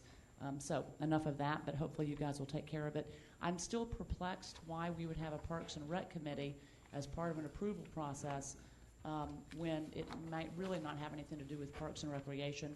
Gravel roads are a much bigger issue than Parks and Recreation, and they're not elected boards, and I realize that ultimately the council would approve it, but I still question why the Parks and Rec Committee would be part of the approval process. I would recommend that instead anything having to do with a gravel road would come to the Planning Commission. That to me is critical. It's a fundamental, foundational element of our city. You guys have been part of the comprehensive land use plan. You're part of every planning decision, or should be, within the city. So I would ask, instead of Parks and Rec, that it actually come to the Planning Commission if it's going to be part of a potential recommendation for approval. That's just too big of an issue. If it's now paramount to our comprehensive land use planning document, it needs to reside with this group of individuals, whether that be those of you sitting here today or some future body. I really appreciate your consideration of all things gravel. Thanks. So, Laura Bentley? Huh. Are you good, Scott? Yes. Okay. That's All the right. end of the comments. I'll close public comment. All right, I'll reopen it. I didn't have that one. So. Daniel Fernandez? Daniel Fernandez, 14855 Wood Road.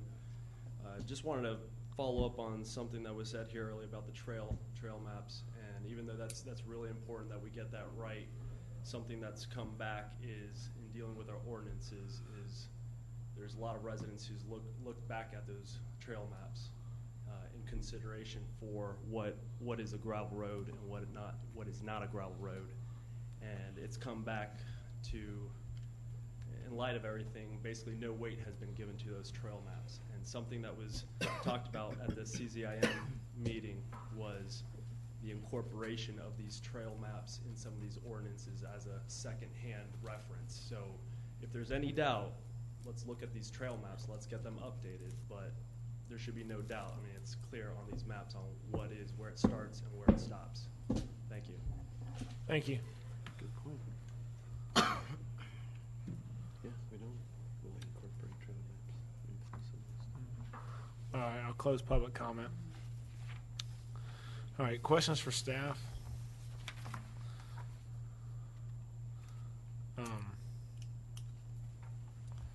Can you read through that number 9 for me? I mean, what's the end? I mean, doesn't this kind of prevent somebody from subdividing a large lot and only having part of it on a paved road? This may be part of that language we were looking for in the other. I think it is. I mean, Yeah. it says for the division of land in AG1 zoning, basically that touches any part of an unpaved road, the minimum lot is 3 acres. Doesn't say you can't subdivide it. Yeah, it does. Yeah, It doesn't say you can, but it says if you divide it, then it has to be a minimum of 3 acres. Any subdivision of it has to be a minimum of 3 acres. It's a lot of language, but I think. Yeah, I mean, they're all kind of are married together, so we can make sure that the city attorney can. And then, like you There said, is if you can't suggestion. meet B and C, why wouldn't you just get a variance? So you can't get, there is a rule that you can't get a variance on acreage, No, on the 100 feet. or on the, you could on the 100 feet or Yeah, the so like 200, yes. the example we're talking about, the other what if example is, what if it's only 40 feet? Well, then you get a variance. Well, I'm just trying to figure out if it already exists as a way to make sure that it's without having to get a variance. And we want to encourage to have 3 acre lots. It just makes it easier for somebody to subdivide. So a way to put the language. To It shore seems it, like to it shore it up seems- so they have to be compliant, Yeah. not necessarily to create a opportunity for a loophole. Right. I mean, yeah. Okay. So I think we just need to defer this with the rest. Oh yeah, they all need to go together. Because that ties right back into RZ 1607. Yeah. You can't write that. That's Making sure that both of Well, those I know, but that's are in agreement.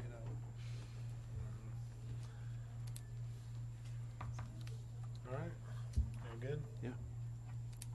Well, I need a motion. We need a motion on that.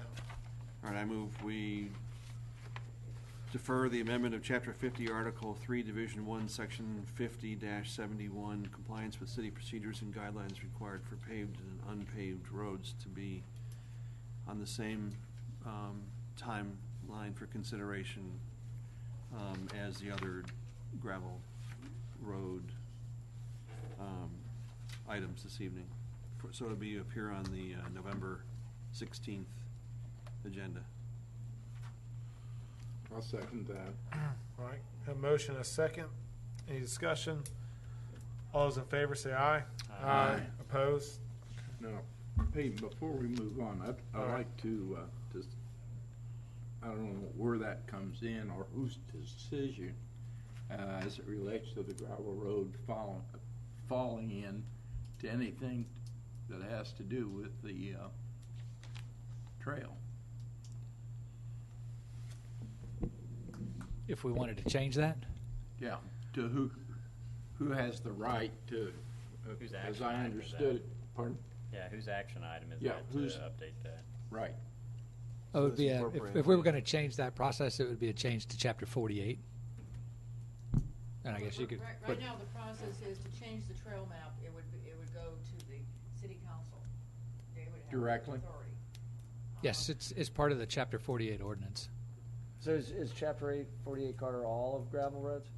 Or is that just? No, it's There's a small section of Chapter 48 that deals with gravel roads. So Chapter 48 is street sidewalks and other places, I think is the total name.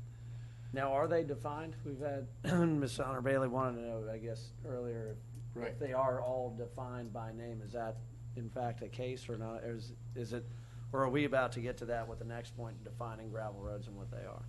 We have some new definitions. Okay. Enhanced definitions. They're not specifically defined in the ordinance. They are defined in our administrative paperwork, but the ordinance doesn't specifically define the gravel roads. So I think what they wanted was in our definition under the zoning, they wanted to call out every single. We can do that. I mean, we have distances and names of all of our roads, so. But I was trying to kind of alleviate a longish thing, if we could have an exhibit, and maybe this isn't the exact exhibit that's, I mean, this is the gravel road inventory. I mean, it shows gravel roads, and then maybe it's to include and look at the trail plan, if there's some of them that's missing. Yeah, I mean, either way, we can go either way. We've got all that information. So instead of calling out a name, we were to have an exhibit of a map that would include all the gravel roads. And that's what the point of that map was. Okay. That's the In point of this reference map. to the definition, yes. Yeah. So as long as we're defining gravel 2011 roads, it says. then Parks and Rec would not have control over that. Is that correct? Well, over the paving of them? Mm-hmm. I don't know that they necessarily have control over the paving. They only have input into those sections that are currently on the trail master plan. Ultimately, the control and final decision-making rests with the city council. So the way the code is currently written, and it was a holdover from the way, well, it was intended to be an improvement from the way it was written. It just gives them some say on the trail component. But there's nothing that says we can't modify that if we feel that there's a Yeah, I think better it way to should do have it. to come before us. Yeah, and What, any change to gravel roads, Fred? What should come, Well, just to clarify, what should come before us? you're saying gravel roads and trail map. Okay, any modifications should come. Love it. Yeah, So- because, for example, I don't know if this is a legitimate thing or not. If there's a part of the gravel road today, or part of the trail map today, I guess it's two different things. If there's part of the trail map today that's gravel, and for whatever reason, we decide later that that's an area we want to have a different kind of pedestrian, biking use, there may come a point in time where it'd be appropriate to pave that. It should have to be heard. I don't know what the example is. Maybe No, it's gonna be I was ADA not- compliant, and you have to pave a portion of it to be ADA compliant. A certain distance has to be paved so that we've got our community that's a wheelchair bound has access to it, which would be a wonderful thing. So if it's then gonna be paved today, only council would hear that?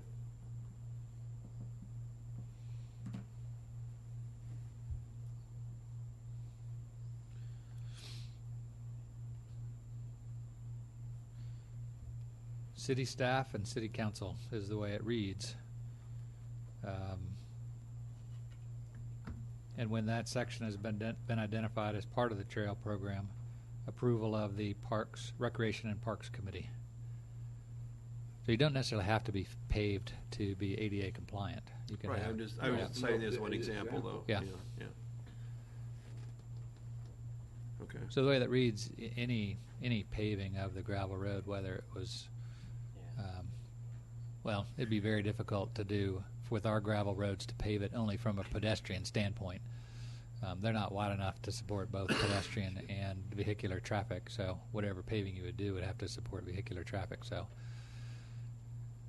and I don't know the names, I don't know the ones that are specifically on the trail map at this point, but they're going to be the Woods, the Westbrooks, the through type roads, the small sections of cul-de-sac, dead-end gravel roads aren't part of that trail network at this point, just because they don't go anywhere. But if you're going to identify them as gravel roads, a map like we have here or specifically identified in the ordinance is probably a better place to do it than on the trail map. Yeah, you probably need to find a way to do both. If there's gonna be changes to well, let me say it differently. We know that at some point, we're gonna probably bump into issues on the trail map as well. We've had Milton citizens sit in the meetings and say, over my dead body, are you gonna do a trail and cross my property? I bought it for, peace and tranquility, and you can't come on. Even though we have the right of way, there's gonna be issues with that. So at this point, that is only heard by whom? If there's a challenge. To modify the trail map? Yeah. Probably just an ordinance revision of Chapter 48 that would go to City Council. So it wouldn't go through a public hearing process before that, which would include the planning commission. It would just go to council. Not as an ordinance revision, it wouldn't, no. An ordinance revision just has 2 readings in front of council. Yeah. So we have brought some ordinance revisions to the planning commission because we thought they had some direct effect on you or they were linked to other ordinances. But by code, changes to the city code, the ordinance itself, is just 2 readings with city council. Yeah.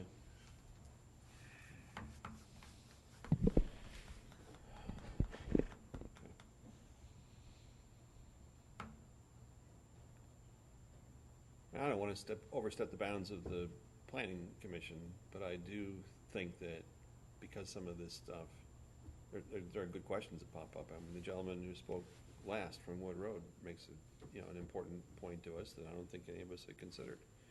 Probably some of those kinds of things should have more light of day than just 2 hearings before the council and then a decision by the council. So if it makes sense to insert ourselves into the process without overstepping our authority, we probably should consider that. I'm not looking for more stuff to do on the planning commission. We got plenty, but if some of this stuff is important to be heard by more of a process, then We certainly can do that. I mean, there's nothing wrong with modifying that process for those certain components to add additional input and recommending bodies to council for them to make their decision. I mean, I'm sure council would like to have as much input as they can when making some of these decisions. So if we choose to modify 48 to either amend that particular process or add our road ownership surface type map, we can certainly do that. Well, why don't we, as a part of this process, as you guys are assessing language for gravel roads and as it might apply to this, assess whether or not it makes sense to insert the planning commission or other boards or commissions to the process, and come back and give us your thoughts on that. Is that fair? I'm good with that. So, and then also in between, do you want us to kind of look at our map inventory? Absolutely. As well as the trails? Because this map is like from 2011. Because I think Julie makes a good point. That we need to know that inventory, and it should be labeled. It should, it's labeled on this map. And, I can hardly read the map. I can probably blow it up on my computer and have a better read of it. But it's not necessarily. That's not necessarily a listed inventory. Well, it's depicted on the map. But there aren't that many that we can't call them out and say, here is our list of Well, I existing. think the map is important because it shows where it is located and the length. of Yeah, it and where it absolutely. starts We and should have both. begins, so, But, and to Chris's point, this is from February 2011. I hope it's still a current inventory. There may not, it may not be. Didn't we see a separate map for the trail plan when we did Yeah. the comprehensive Oh, yeah. use plan? Yeah. I mean, so it exists now, Mhm. right? Mhm. Okay. But I'm not sure what the right word is. I don't know that it's, I'll use the word codified, but I don't know that that's the right word. I don't know that it's concrete, where any changes to it have to be measured like a variance would have to be, or like our Highway 9 consideration tonight, or anything else that we're hearing. I think there's a lot of that we all kind of have a comfort that it's adopted and it's being used and it's being applied. But if there's a suggestion for a change to it, what's the path it has to follow? Well, but we have a starting point, though. There's some. Yeah, there's a- Okay, there is yeah. some map that exists, so we can start with it. I Right, guess. but Okay. what if you're the, and I'm not just saying anything disparaging about the Park and Rec Committee, but if you're the Park and Rec Committee and you decide, hey, I don't think that should be on there anymore, let's take it off. What process is there? Who hears it? That, I'm fine with that. I'm just saying, we have a starting point to look at it and lock it in a sense. Well, I'm not sure it's locked in, is my Well, point. but for us to look at it, to start to lock it in, is what I'm saying. Yeah, there's an approved map at this point. Is that the trail master Yeah. plan? It is codified. Okay. The master plan was adopted as part of Chapter 48. Okay, all right. So it's there's a physical map in So the review chapter. of it for any change, there is a process then. So that, It would be a code change with city council. okay, all right. So again, I guess consider that whether or not, in your assessment of this stuff. Yeah. Whether or not more board or commission measure should be. Should see it. I think there's some flexibility in the code that allows me to maybe change materials or maybe even flip road sides, but I don't think we would do that administratively. Material changes maybe, changing the location, probably not. Okay. All right, thank you. Okay. Okay, we get for a motion? Okay. It's gonna be RZ 16 dash, no, we're on, yeah, we're on the, We're on 08 chapter now. 50, right? No, we we no, did- we already no, we deferred it. did- That's we right, did we're on too. this, we're on it, that's right, we're on it. Okay. Okay, so I think we've Yes. done We're on the two out of definition. three parts of Yes. the gravel road. So The now third we're- part is the RZ definitions. Correct. It's Yeah. 08, which is number 4 in the sequence. Correct. All right, public comment on this before we, do we have any public comment? Yes. Laura Bentley? I have to say it again, Laura Bentley, 2500 Bethany Church Road, your lawn. All right, I have the list, and I just Okay. have to say, after this process, can we just please name the roads? If we define, the map's great, but let's define the roads, okay? And here's the list, and I'm sorry, I got an F for presentation, it's handwritten, but you've got it, Carter. I mean, it's, it's important, and I think as a citizen who pays for the maintenance, I care, I want it on there, even if it's a dead end. And it's, List of gravel roads? yeah. Spring Falls to Clarity. I have them all if you I know you do. No, that's fine. Maybe they want to see it. Thank you. Yeah. Thank you. So let me throw out too that there can be, like Providence Way is not a public gravel road, it's a driveway. So I think that's some things that we have to clarify with the public, that there may be other that people perceive as a gravel road, but we don't have jurisdiction or we don't own it. Do we maintain it? No. For instance, off Hopewell Road for the fire, there's a gravel, probably 50, 60 feet that connects to the pavement of the subdivision with a gate, and that's gravel. So I'm sure that you know, somebody could say, is that a gravel road? You know, well, it's an access for the fire department. So, so I guess that's what we have to make sure that we clarify that Yeah. what people may perceive as a gravel road may be just a private drive. Exactly, that's, I was So, giving the yeah. example. Right. So. Julie, your public comment? Thank you. Julie Zonner Bailey, 255 Hickory Flat Road, Milton, Georgia, 30004. I wanted to, couple things, is that I heard, I think, that you guys were going to have the trail map reiterated and re-evaluated. But I'm getting the sense that there's two things. There's the gravel road map, and then there's the trail map. And if I heard correctly, I think I heard that the trail map does not currently include gravel roads that dead end. My question would be why? And my request would be that every gravel road, whether it dead ends or not, people walk it, they love it, and we need to have that as part of our trail map. So if that needs to be modified and codified, I would suggest that it needs to be. And having been part of that process, I don't know why we wouldn't have included roads that dead end, because a dead end road is even a more lovely road to walk, and it's part of our trail system, and it's part of our many miles of gravel roads, whether they dead end or not. So I would request that you, as a planning commission, again, please provide that direction to staff if it's not already been provided, so that the trail map is updated, but that it's also updated to include all gravel roads, whether they dead end or not, and that the gravel road and the trail map, that we both have updated maps, but we also, within the code itself or within the ordinance, list the names of those roads, again, whether they dead end or whether they go all the way through. Thank you. Thank you.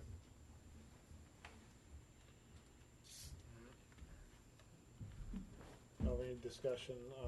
I guess we'll close public comment. Any discussion on that? Do you have anything else for us before we add anything?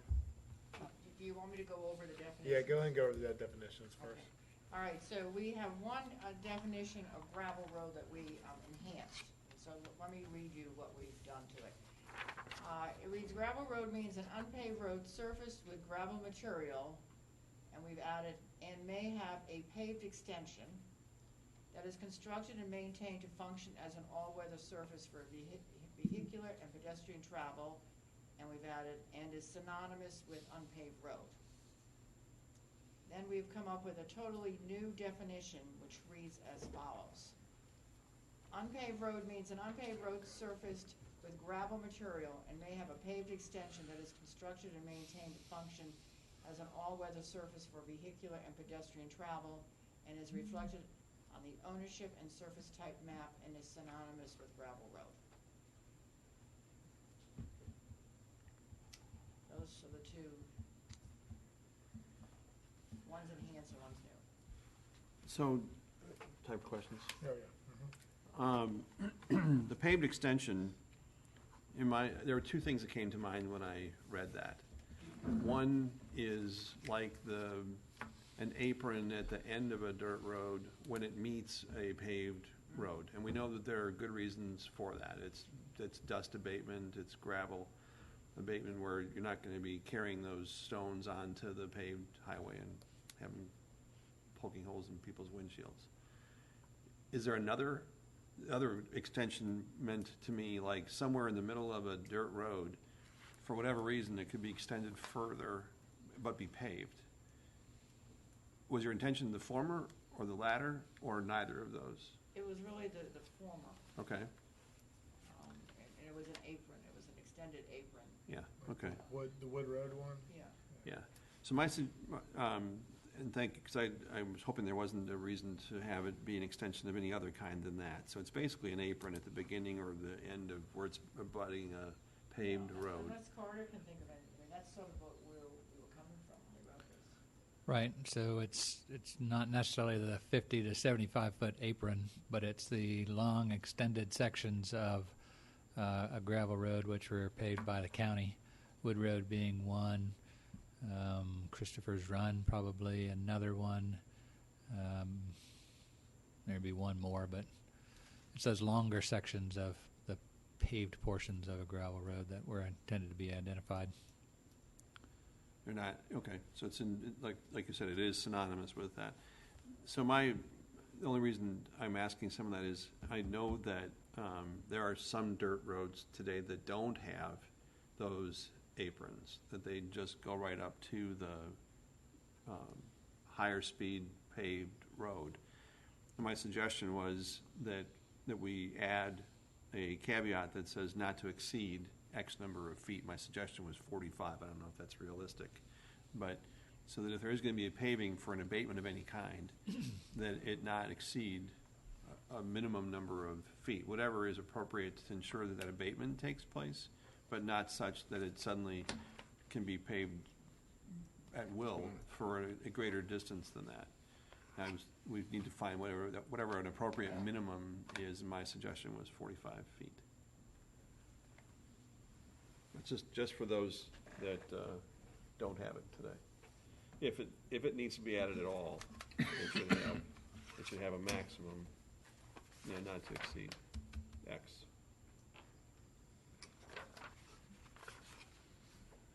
Just food for thought. Any discussion on that? This is going to be deferred anyway with everything else. Yep. All right, so I just asked the staff to consider that. Okay. What was the other? Okay. I guess we need a motion if you guys are done. with your Yeah, discussion. okay. So this is number 4, right? Yeah, this is 1608. yes, RZ 16-08. Motion? Yep. Okay, I make a motion that we defer RZ 16-08 consideration to amend the definitions regarding paved and unpaved roads in Chapter 64, Article 1, and Section 64-1 definitions to our November 16th meeting to allow staff the opportunity to consider the choreography of this definition with all the other considerations we've asked on all the prior items for hearing this evening, but also to please include a consideration of a maximum number of paved feet for extension. All right, we got a motion? Second? Second. All right, a motion, a second. Any discussion? All those in favor, say aye. Aye. Opposed? Okay. Okay, the next item is going to be RZ 16-06, consideration to require fence permits for fences erected for agricultural purposes in Section 64-212, fence and wall specifications, exemptions. Yes, and we've added some language currently in an AG1 zone. You don't need to get a fence permit if you're erecting a fence for agricultural purposes.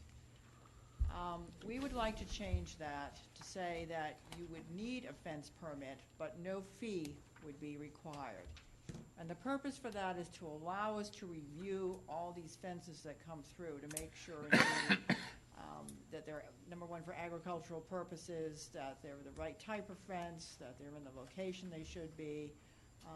If it's a substantial fence and has supports and it needs for the building department to look at it. But we need to be sort of the gatekeeper on the fences, and we don't want to make this an onerous process. So therefore, we certainly don't want to charge a fee, but we would like the ability to review the intended fence to make sure that it is in conformance with our guidelines. Because right now they're not exempt from all the other stuff. They're just exempt from coming in and getting a permit, but they still have to follow the regulations. Correct? Well, if they've got if it's an agricultural purpose, they don't have to get a permit. And so sometimes they'll call and ask us what the rules are, but sometimes they don't. Okay. So, Okay. Got it. what we would like to do is just monitor all fences. Okay. Is there any public comment on this? About to be. There just needs to be like 9 members of the planning commission. Just have an ad hoc committee, you know? Yeah, Scott Reese. Pro. You were the owner. Scott Reese, 13605, Highway 9, Milton, Georgia, 30004. We spend countless hours on our preservation of our rural and agricultural heritage. Then we decide that we want to regulate that. onerous governmental requirements. I'm sorry, but if I want to put a cross fence across to keep my cows in one section or another, I really don't need governmental guidance. If we want to address the fact that agricultural fences inside the 40-foot rural viewshed, I don't necessarily have a great heartburn with that. I still think if we're going to say we're going to preserve our rural character, the last thing we need to do is set more regulations and more rules. You know, leave the horse farms, the cattle farms, what fewer are there. If it's an agricultural use, I'm sorry, I don't need anyone to tell me how to build a fence. Thank you for your time. Thank you. Any other public comment? No, that's it. All right, I'll close it. Because I guess what I was getting at is this is because right now I could go build the fence if I'm raising cows, but it still has to. You still have all these regulations, right? So if I go build a fence that doesn't meet these regulations as of right now, y'all can come in and tell me to tear it down, right? Well, yeah, we would Or cite go you to for not BZA having- and- or they, yeah, we would Okay. cite you. So we're not really adding any regular. I mean, we're just adding the. We're adding a permit, which I mean, like I said, I kind of agree with Scott. But the thing is, we already have these regulations in place, right? Yeah, and we're forcing the review, and in the end, I really think it's more helpful to the homeowner, because a lot of times, a homeowner may not even know, and then would put up something that's totally, not in conformance with our guidelines. And then they we get. have to cite them Then and they tell get in them- trouble, and then they Right. get mad. Then they get So- mad. And it's really so to help them in a sense. It's more of a protection. Right, and that's why we're trying to make it as less onerous as we can, but I think if they just came in, and even if it's the back of an envelope to show us what they're gonna do, and bring in a picture of a fence, and show us, back of an envelope where it's going to go, at least it gives us some conversation with them to be able to make sure indeed that what they're gonna become. Have we had an instance where, Yes, Yeah, we just have one. oh, the, Yeah, why else would we be doing Hopewell, so, in any event. is so- that being resolved? Was it an agricultural fence? I mean, was it? Yes, well, that's what it, yeah, The opaque one, yes. Yes.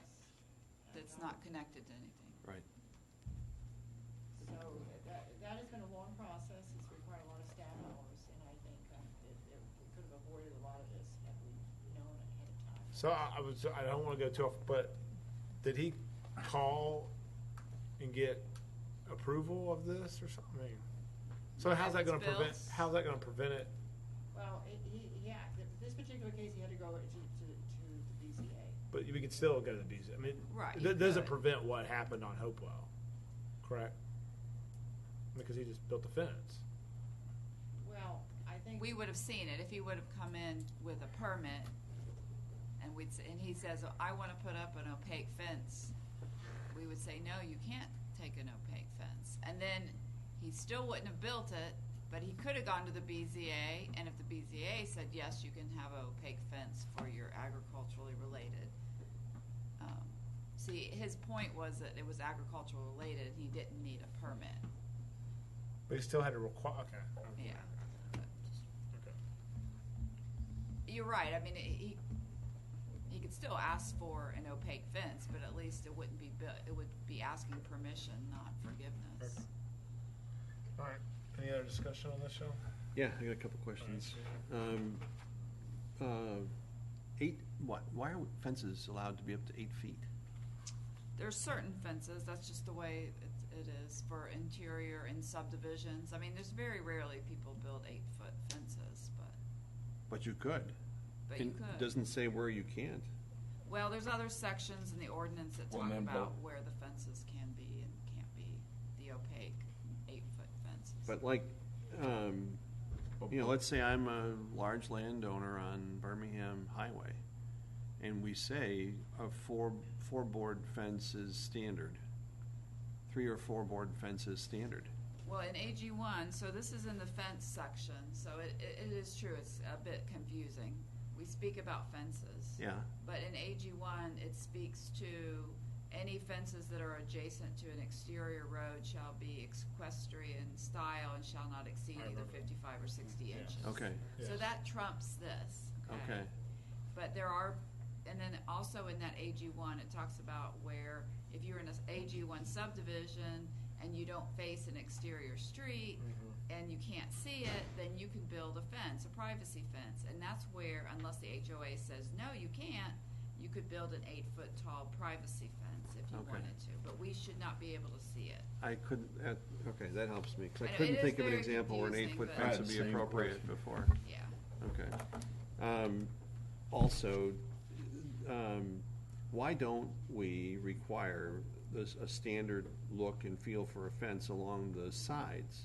I'm trying to think where I read that. I was reading it in what you sent to us, Robin. I didn't print it, I'm sorry. Do you need it right here? I have it. I've got it from Peyton. Okay.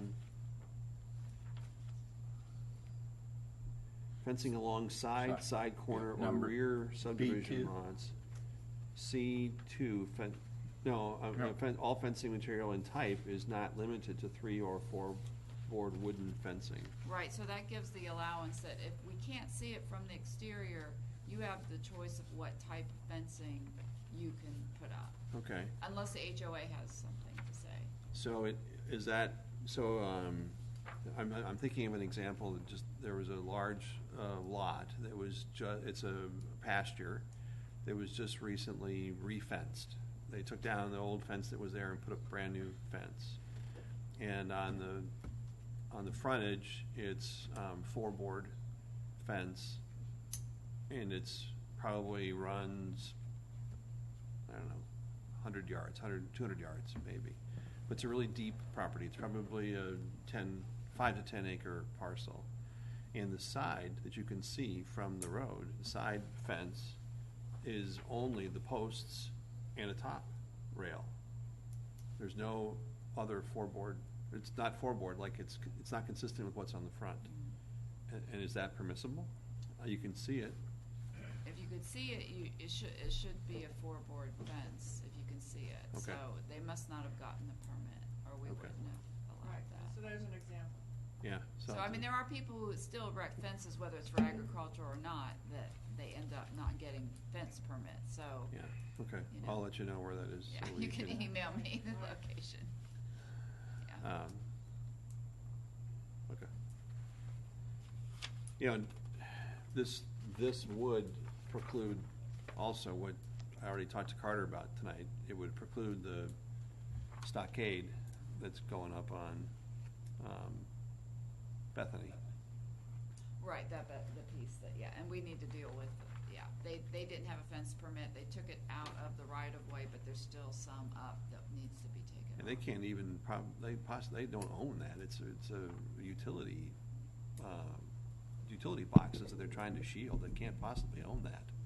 Well, typically those are on easements, so they still own the land. There'd be some restrictions, particularly where the access is, but generally it's 3 feet around and 10 feet where the access is, away from the box. I mean, apparently they've gotten permission from the utility to do it, but it still doesn't, I'm not saying it's right, I'm just Right. saying that's, yeah, we still have to deal with. We ready on this one? Are we good? Yeah. Yeah. Okay. All right, open up for a motion.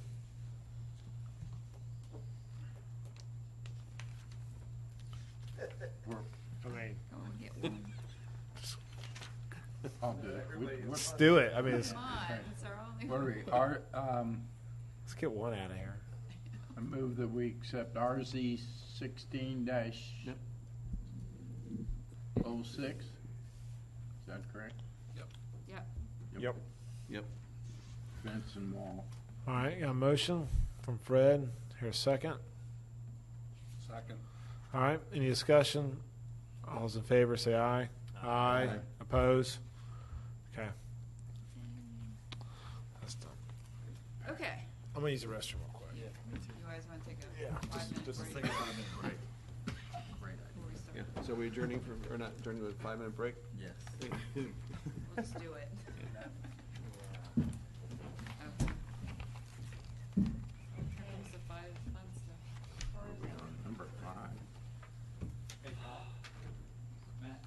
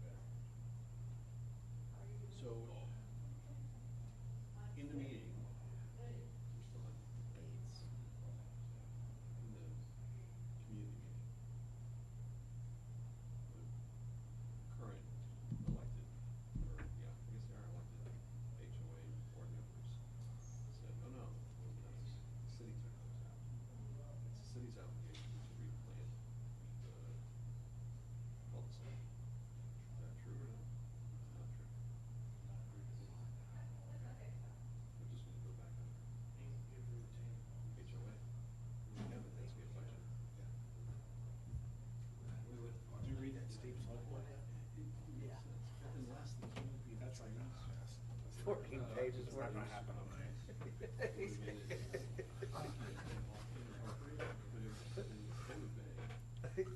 The hard one with that is definitely it's dark finding some cells. sort of conflict for December. Oh man, I don't know. Here's a death in the family. He knows. He knows So December many, 16th there's gonna be a death in the family. That's C-section Yeah, plan. he has to induce it. Yeah, yeah. He'll do his own if he has to.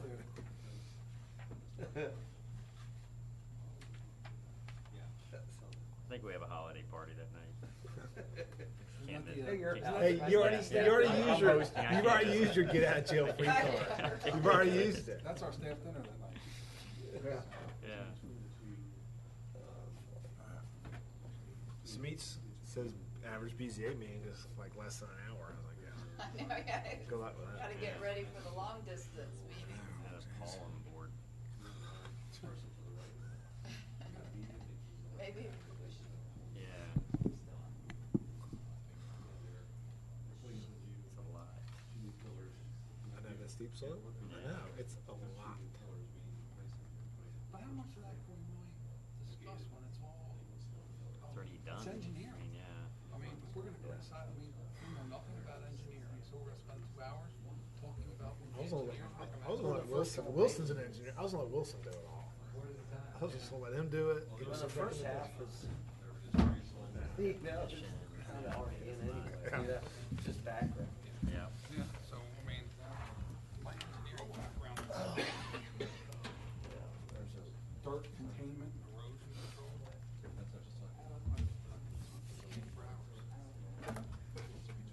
So, You wanna take my kids to school in the morning? Be at my house at 6:50. but I agree. It's gonna be so vague on some of that, yeah. The questions on. I know. 25% This building is area. over our, which one? The next one, Steve. All right, Robin, we're Geometry in there. we're on RZ 1605. No, RZ 1604. Yeah. Yep. Okay. Back to the top. But Yep. that doesn't mean that I know any. Okay, so we got RZ 16-04, consideration to create retaining wall standards in Chapter 64, Article 17, Division 3, site improvement standards. Was I never know which way. Oh, we got it. Got it.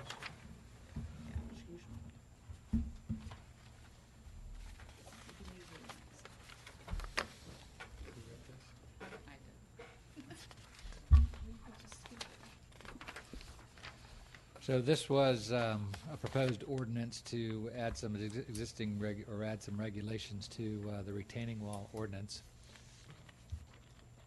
One thing we were trying to do was to try and address some walls that we have seen go up in the area, not necessarily in Milton, but to try and at least get some regulations in place that would allow us to review and regulate these types of walls. This is one down in Roswell in particular that was done as part of a residential subdivision, which we were hoping to be able to at least put some additional regulatory controls on so that we could, if nothing else, add some aesthetic qualities to some of the larger walls.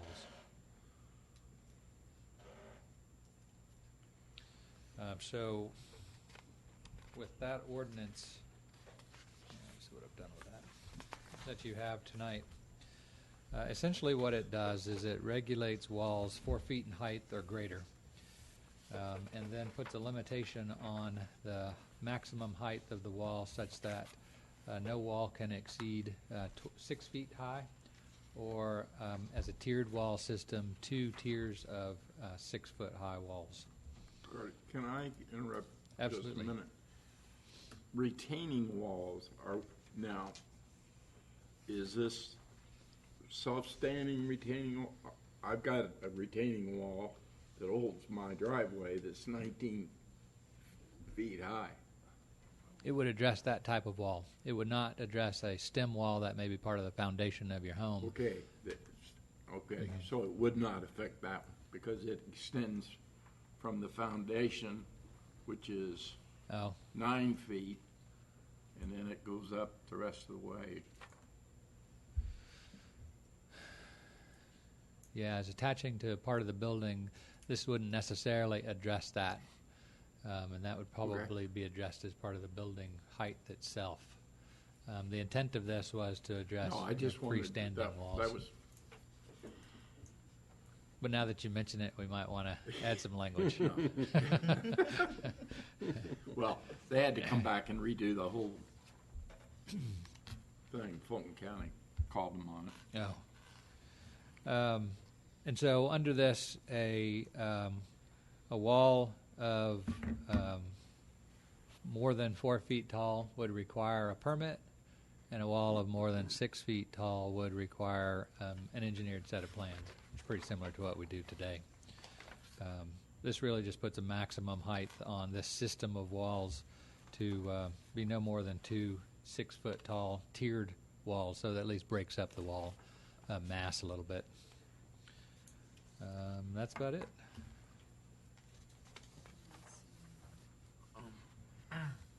So Carter, you could do one taller than 12 feet, but it's got to come through you guys, right? I mean, well, It would come through the Board of Zoning hypothetically, Appeals. if it were to be approved by y'all, but so if there were a site that had to have, like in Fred's case, 19 feet, if there's a hardship, they come. It'd be a hardship. Okay. Yeah, that's correct. Okay. Is there a setback, Carter, between the first tier and the second tier? Is there a required setback? 1 times the height of the taller wall. So if you had a 2-foot tall wall and a 6-foot tall wall, they'd have to be 6 feet apart. Is there any public comment on this? Yes, we do. Scott Reese. I'm just going to go ahead and close public comment. Scott Reese, 13685 Highway 9, Milton, Georgia, 30004. Do we have enough rules in place? As Carter stated, walls over 4.5 feet have to be engineered. Permitted. Over 6 feet, they'd be engineered. I understand that, we've got pictures from Roswell. I'm sure there's probably some from Montana somewhere. I don't know why we're seeking out this problem.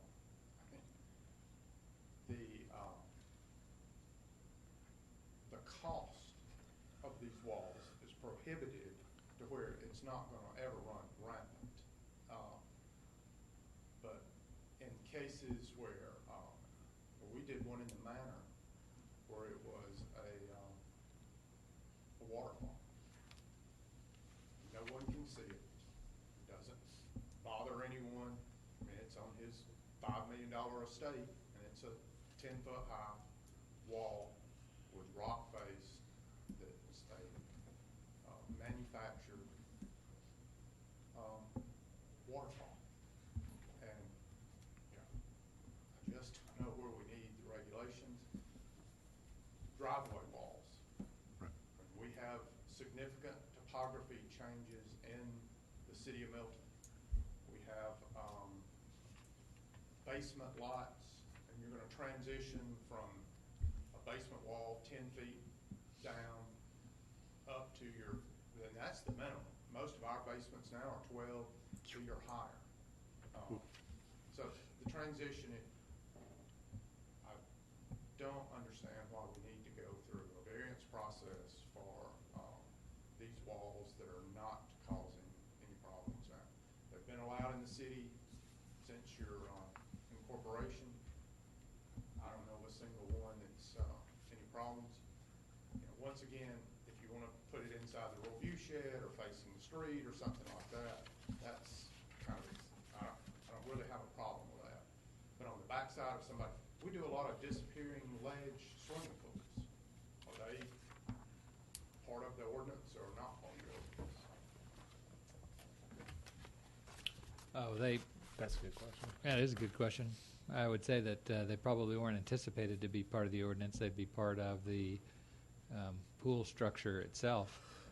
I mean, Unless the it- structure, it can be other structures, not just the primary structure. The Other, interpretation in the past was on retaining walls that were only part of the primary structure. Yeah. say that again? Yeah, you know, we're gonna talk about that for sure. Thank you. I think I've, once again, overstayed my time, but I Good. just don't understand the rampant drive to create more and more regulations, when we don't seem to have all these problems. Anyway, that's fine. Thank you. The next speaker is Laura Bentley.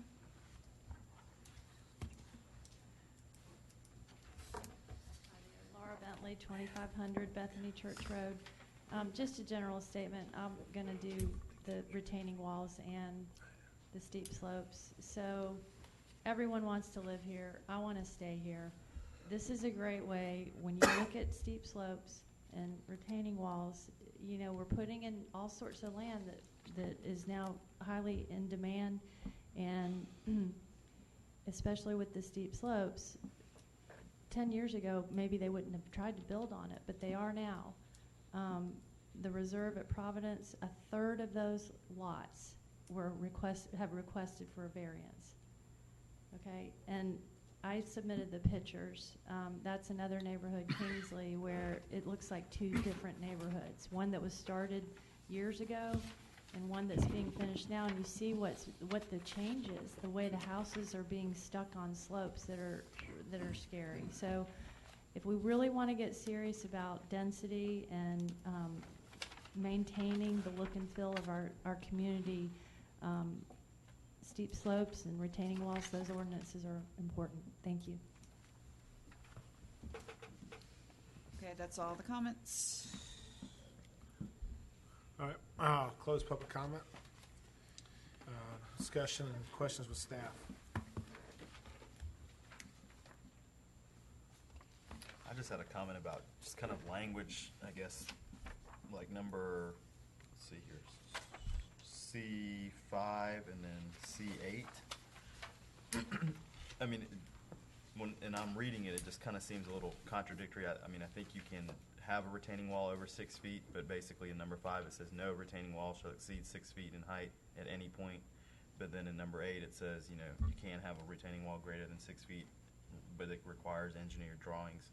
So in terms of just language, my suggestion would be to somehow, you know, not say cannot exceed, but then you've got here in number 8 that it can.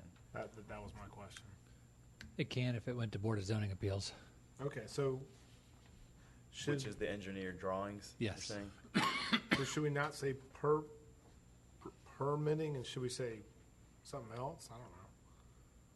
Yeah, I mean, in number 5, then we should somehow put some sort of an exception, you know, because it just says, again, no retaining wall shall exceed 6 feet, but then in number 8, you can, as long as you have engineered drawings, which I would suggest we would elaborate on that to require engineered drawings and whatever else, you know, is needed it's under to appeals. get that approved. Okay. So You I guess slide under that down to, you know, E4, E2A or something. Yeah. Right? So you, the very end. So if you get an appeal, your retaining wall is higher than 6 feet, and then you slide it that, instead of calling it the second sentence in number 8, so if you slid it all the way to the very end, does that work? Of end of which one? Number 4? So if you look at 4E2, Number 2. and then you call that second sentence, what you were just mentioning, you call that 2A or something. So any wall retaining greater than 6 feet shall be required engineering drawings. That would be only under the appeal on number 2. Right, so you move your sentence. Oh, 4E2, okay, gotcha. Yeah, so if you move that second sentence all the way down to call that 2A or something, would that do?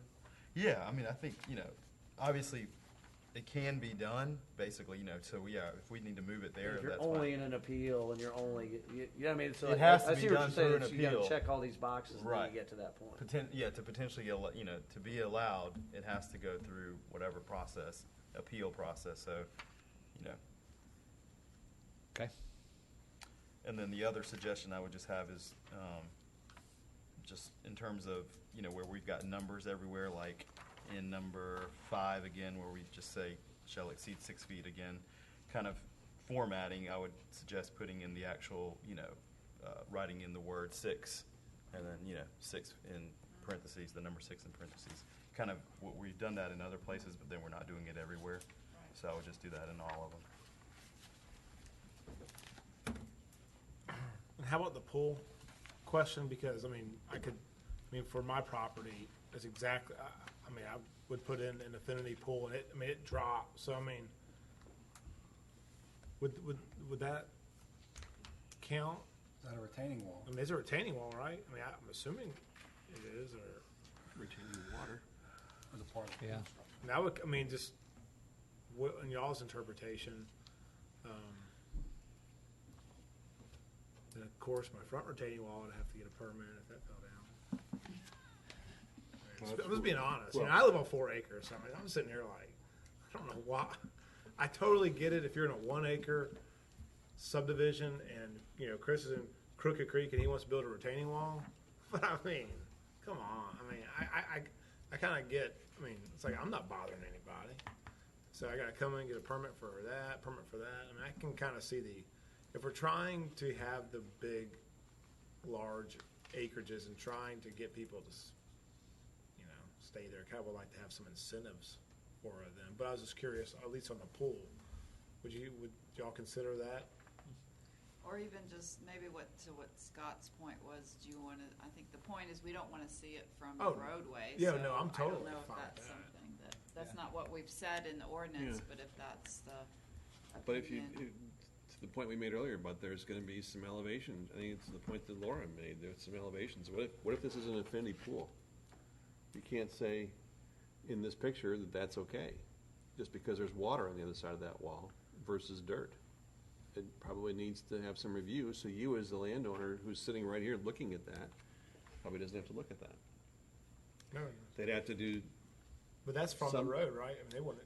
Well, I'm just saying, what if Okay. it wasn't? And if that was your property and looking at that, and your 4 acre lot happens to see that. Well, I would put my infinity pool to where it's level with their Yeah, of infinity course pool. you would. No, I'm joking. No. Yeah. I see it. Who was the ball player who built his house higher to cast a shadow than somebody else's? But during the pool permitting, you have to get a permit to get a pool anyway. Right. Right. You So- did. I don't know that we contemplated an infinity pool in the context of this particular ordinance, but certainly from a building permit standpoint and to ensure that it's safely constructed, it should have some sort of review process. I don't know So if they it would should- review that under yeah. the building permit process or not, to be honest with you at this point. So then the answer is an infinity pool should be required to. Ordinarily, I would For like to see that consideration in information come in through the building permit process because it's part of an accessory structure itself, not necessarily just as a wall. So I don't want to issue a pool permit and a wall permit. And you should come in and get one single permit that covers it all. The intent of this was more for freestanding site walls outside of some sort of accessory structure like that.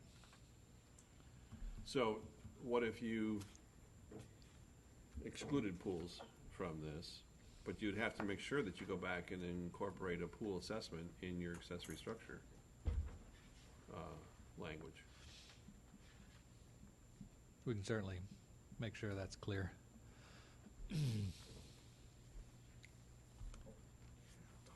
On page 2 of the 3, under D, design guidelines, looking at book 1 and 2, my house wouldn't have been built. First of all, we have timber retaining wall, much higher than 4 feet. Actually, it goes up 19 feet too, and abuts to the poured concrete retaining wall. then this is on the backside into a woods, complete.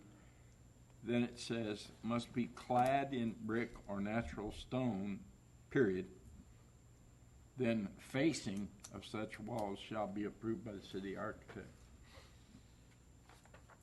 My facing is all, can't even think of the word now. Is it stucco? Stucco. Stucco.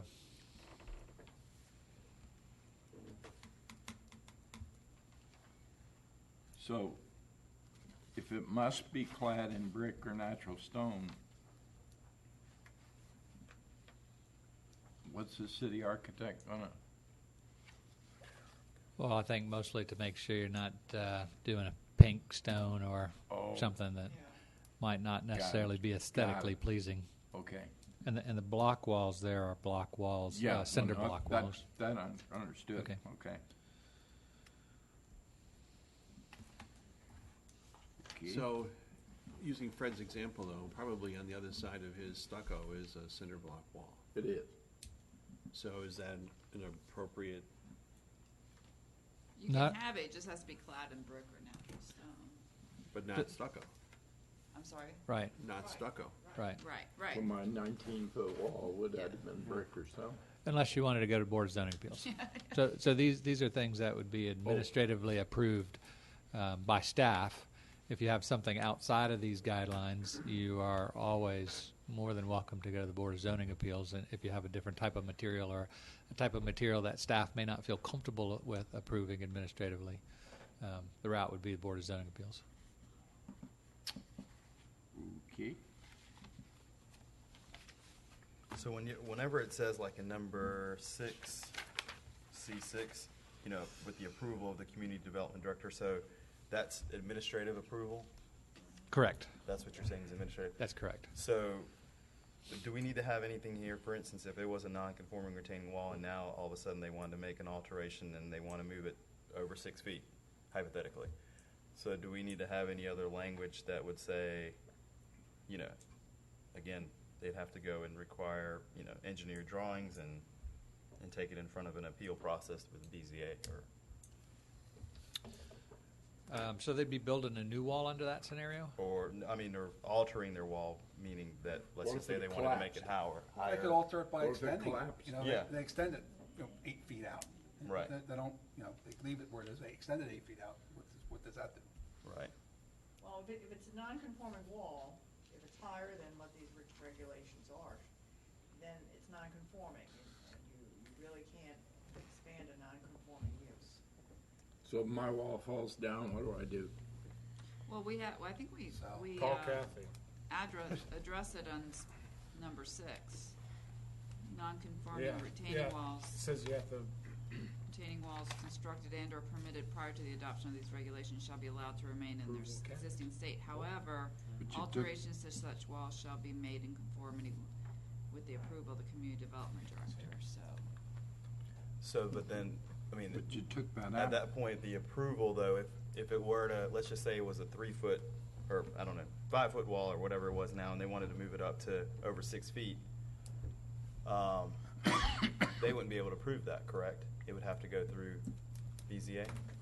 Probably, That's right. we'd look at it case by case, but, if there was an extenuating circumstance, we may be able to work it out, but theoretically, if it's over 6 feet, it should go to the BZA. And you're taking a non-engineered wall to an engineered wall in that particular scenario. I think what 6 would be trying to address is if the wall fell down or if you were making a 10-foot extension on a 40-foot long wall type of thing where it's a minor alteration to an existing wall that may not be conforming. It at least gives Kathy the ability to look at it and make a determination about whether or not it's a minor or a major type alteration. And at that point, she can decide whether or not it's staff approval as a minor alteration or truly a major change to a non-conforming use that should go to Board of Zoning Appeals. And she would just make that call? In that case where it's a non-conforming wall and something was being done with it.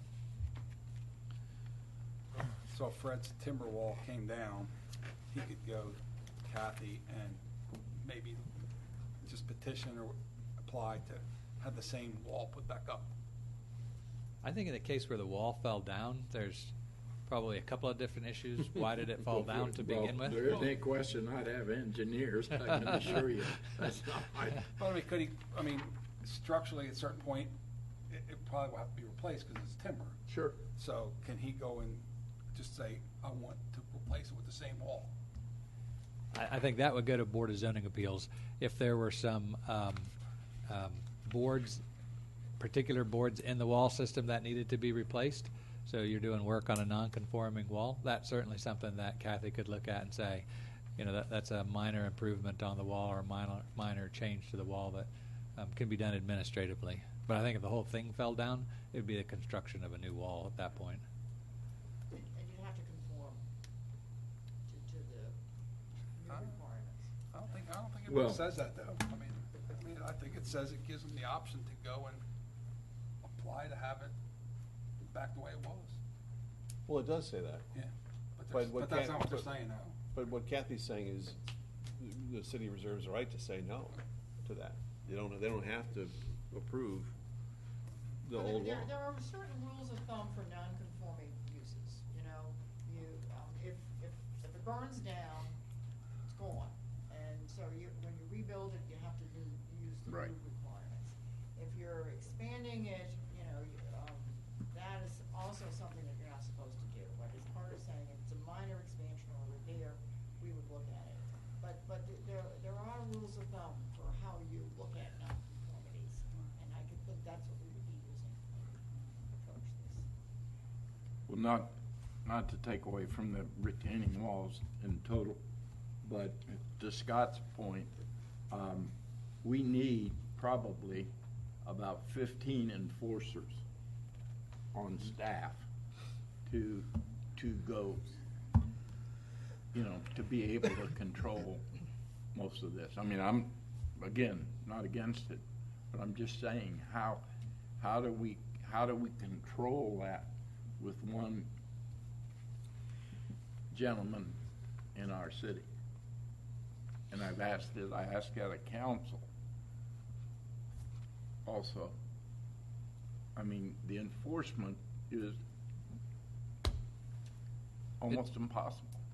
Right. I mean, it Right. does, just like anything we do, kind of relies Don't- on. Well, don't get me wrong, I'm not knocking this, but I'm just saying, as Scott said, like Farmer Jones building his fence, we got one chance in a million of checking up and seeing, hey, you didn't build the right fence to hold your cattle in. So some of this we got to, I mean, I'm just been pleading for more enforcement, that's all. Yeah. No doubt, if you built a wall out in the middle of 20 acres, we don't have the manpower to come find that. Yeah. This really guides more of those walls that come in for permit, which probably 15 last year. That 15 permits last year. wall permit. So, quick question: as far as this is so if you're a developer, are we limiting you, like on, let's say you buy 50 acres, are you saying you can only do 2 6-foot tiered walls on the whole development, or he subdivides it? I mean, or is it per lot, or I don't know. In most cases, it would be per wall system. So if you had a 20-foot wall or a 400-foot wall, you could have 2 tiers of that wall. But if you had a 20-foot wall on one lot and 3 lots down you had another 20-foot wall, you know, those would be 2 separate wall systems. If that makes sense. Okay, back to non-conforming retaining wall. So if there's an alteration, and I'm trying to understand, if there's an alteration and, you know, one person would potentially determine would they determine that, okay, this is going to be okay, whatever they want to do in altering it, and they don't need to get any other permit, or do they, if they say, yes, you can alter this, but you still got to get a permit whichever way you want to do this, you still got to go through the permitting process. Like, I'm trying to understand kind of where, does this one person just kind of make the call only, Or does there need to be some sort of uniformity in the process, whether, you know, they approve it or deny it, or, you know, just making sure that there's some uniformity that all of a sudden, you know, they need to make an alteration to something? Is it always everybody gets a permit? You have to get a permit, even if the community development director approves it, it still has to be permitted, or It would still have to be permitted. So if they approve it? Correct. What she would be doing is making a determination of whether those alterations to that non-conforming use are allowed administratively or would have to go to Board of Zoning Appeals. So if it's allowed administratively, they still have to get a permit? Still have to get a permit if it's over 4 feet. If it's over 4 feet. I'm just And- looking at the allowed use. I'm not saying that it's permitted. That process still has to take place. There could be a situation where it would need engineered drawings. So if you're replacing the middle third of a 19-foot tall wooden wall, we're probably going to want to see an engineered drawing on how that's going to be done. Absolutely.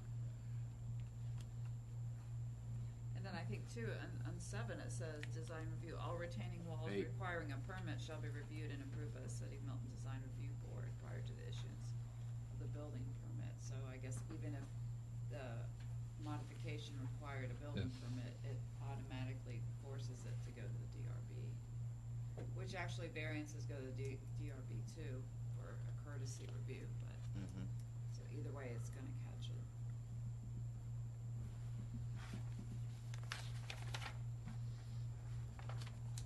So I have a question. All right. When we were speaking about the swimming pools,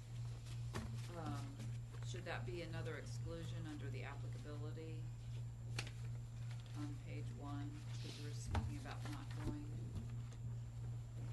swimming pool retaining walls. Yeah, it's Or was you that know, just a no, I mean, it was just a discussion. You said I'm kind of in the ballpark. If I want to build an 8-foot retaining wall in my backyard and there's no one in my backyard, I don't know. But but like I said, I understand. You want to build an 8-foot retaining wall and white columns and neighbors. Yeah, that's kind of a different ball game. So it's late, so y'all just roll with it.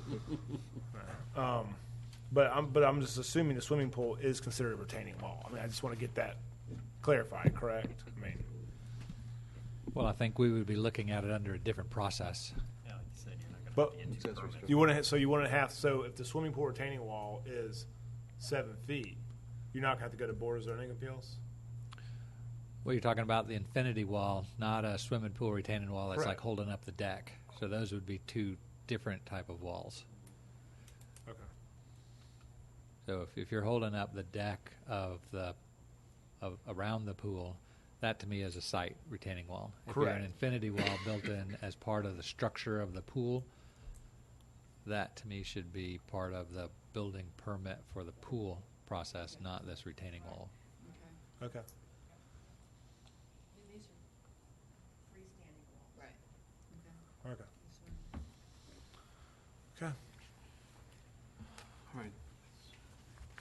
So we did make one change, correct? Yes. Under So we- 4. Yeah.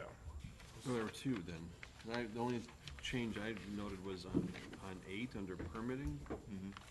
Didn't you Right, ask we for a moved the change there? last- Yes. Any retaining wall greater than 6 feet tall shall require engineered drawings. Now But it's didn't we, what did we change that to? And then we moved it, we deleted it from there and put it under E, the last page, under here. appeals, to 2A. Or is it? Okay. Yeah.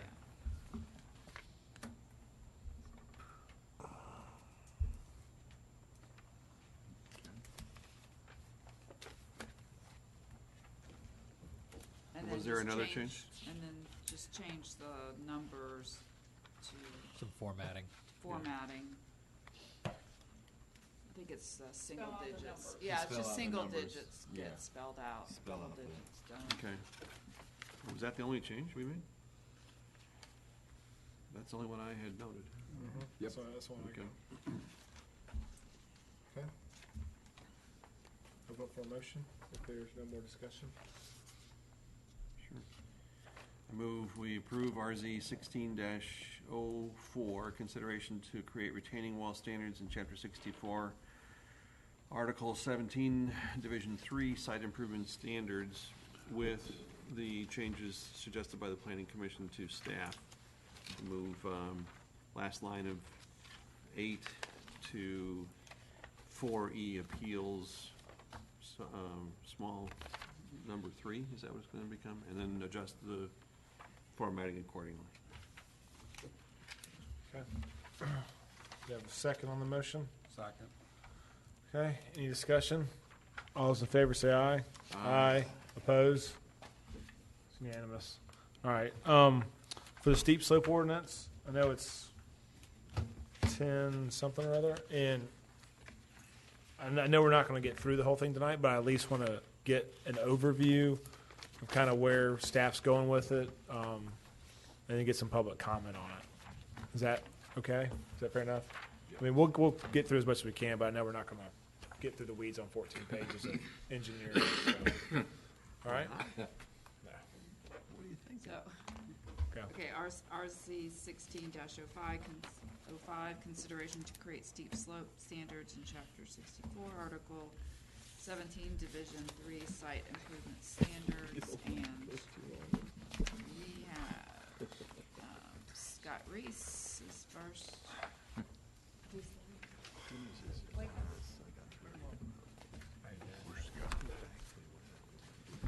Scott Reese, 13685, Highway 9, Georgia 33304. My only real problem with the ordinance is the definition of a steep slope.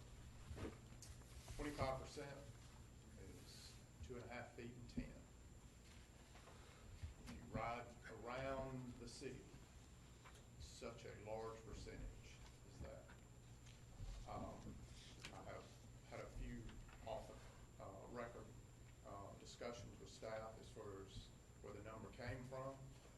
I'm sure all of you have done all your due diligence and know the Green Book, which regulates development and erosion control in the state, and was a unique idea. Let's hire some engineers and scientists and come up with some good numbers. So their definition of critical areas are steep slopes. It's anything that is a slope of 2.5 to 1 or greater. 40%. It's a lot different than 25%. I don't have a problem at all with the ordinance as long as you change it to 40%. We do septic systems on 25 to 30%. I would like to see some uniformity within the code. If the state and EPA consider steep slopes to be 40% or greater, I think that's probably what we need to do instead of pulling a random number, 18%, 14%, 25%. Thank you once again for your due diligence and time. Thank you. The next speaker is Laura Bentley. You good? I'll close public comment. Me. Presentation. I guess it's me. All right, so I'll hit a couple of the highlights in this rather than going through this page by page to start off with, since it's so late. The ordinance does define the steep slopes as 25%, and you can pull steep slopes ordinances from almost anywhere, and they're probably all a little bit different. I think the heart of the ordinance is what you do with that 25%. And so even if you were to look at a lot of ordinances that had steep slopes identified much flatter than that, when you dig into the meat of the ordinance, it's what happens with those types of slopes. So if you were to look at Fulton County's steep slope ordinance that for whatever reason wasn't adopted when we became a city, that identifies a steep slope as something 33% or greater. It doesn't preclude development on that type of slope. It just provides some restrictions between 33 and 40%, and then begins to exclude development over 40%. but still allows a process for that development to occur.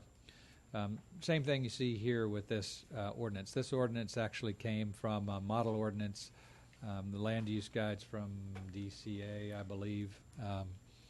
It was the foundation of it, and was originally in the model ordinance at 35%.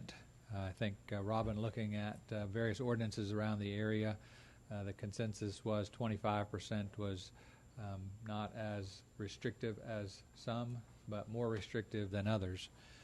And so then I wanted to take a quick look at what that means from 25% slope and what the restrictions would be. This particular picture, what does that show? That 25% slopes? No. Yes. 30% slopes? No, it's the 25%. Oh, So the areas highlighted in red would give you some indication about where these slopes exist throughout the city. That's 35, you said? No, 25. That's 25. The red's 25? Yeah. Okay. So the original model ordinance that came out of DCA had a 35% slope limitation as opposed to 25%. I mean, just to give you a little bit of perspective on what this means, so we went around Providence Park looking for some various slopes just to give you an idea about what a slope looks like. Colin's my model there to put some perspective on the slope. So that's a 15% slope. That's a 20% slope. And that's a 25% slope.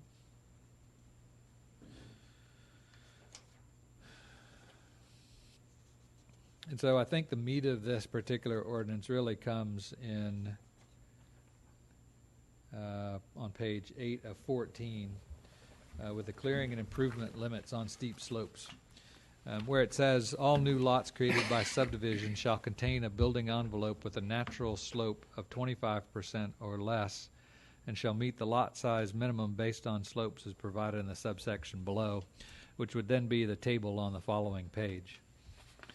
And so while this doesn't preclude the development on these slopes, what it would say is that, first of all, you've got to have, based on the natural contours within a lot, a building site of less than 25% in order to have a buildable lot.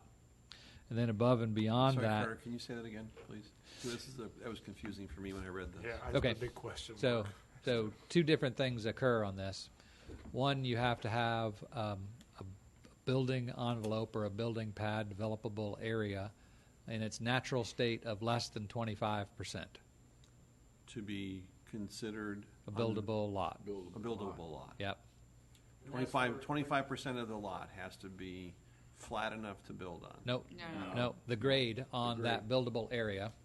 So whatever you define as your buildable area, depending on the size of the structure that you propose in that area, that siting has to be on an area of the lot of less than 25% grade. Okay.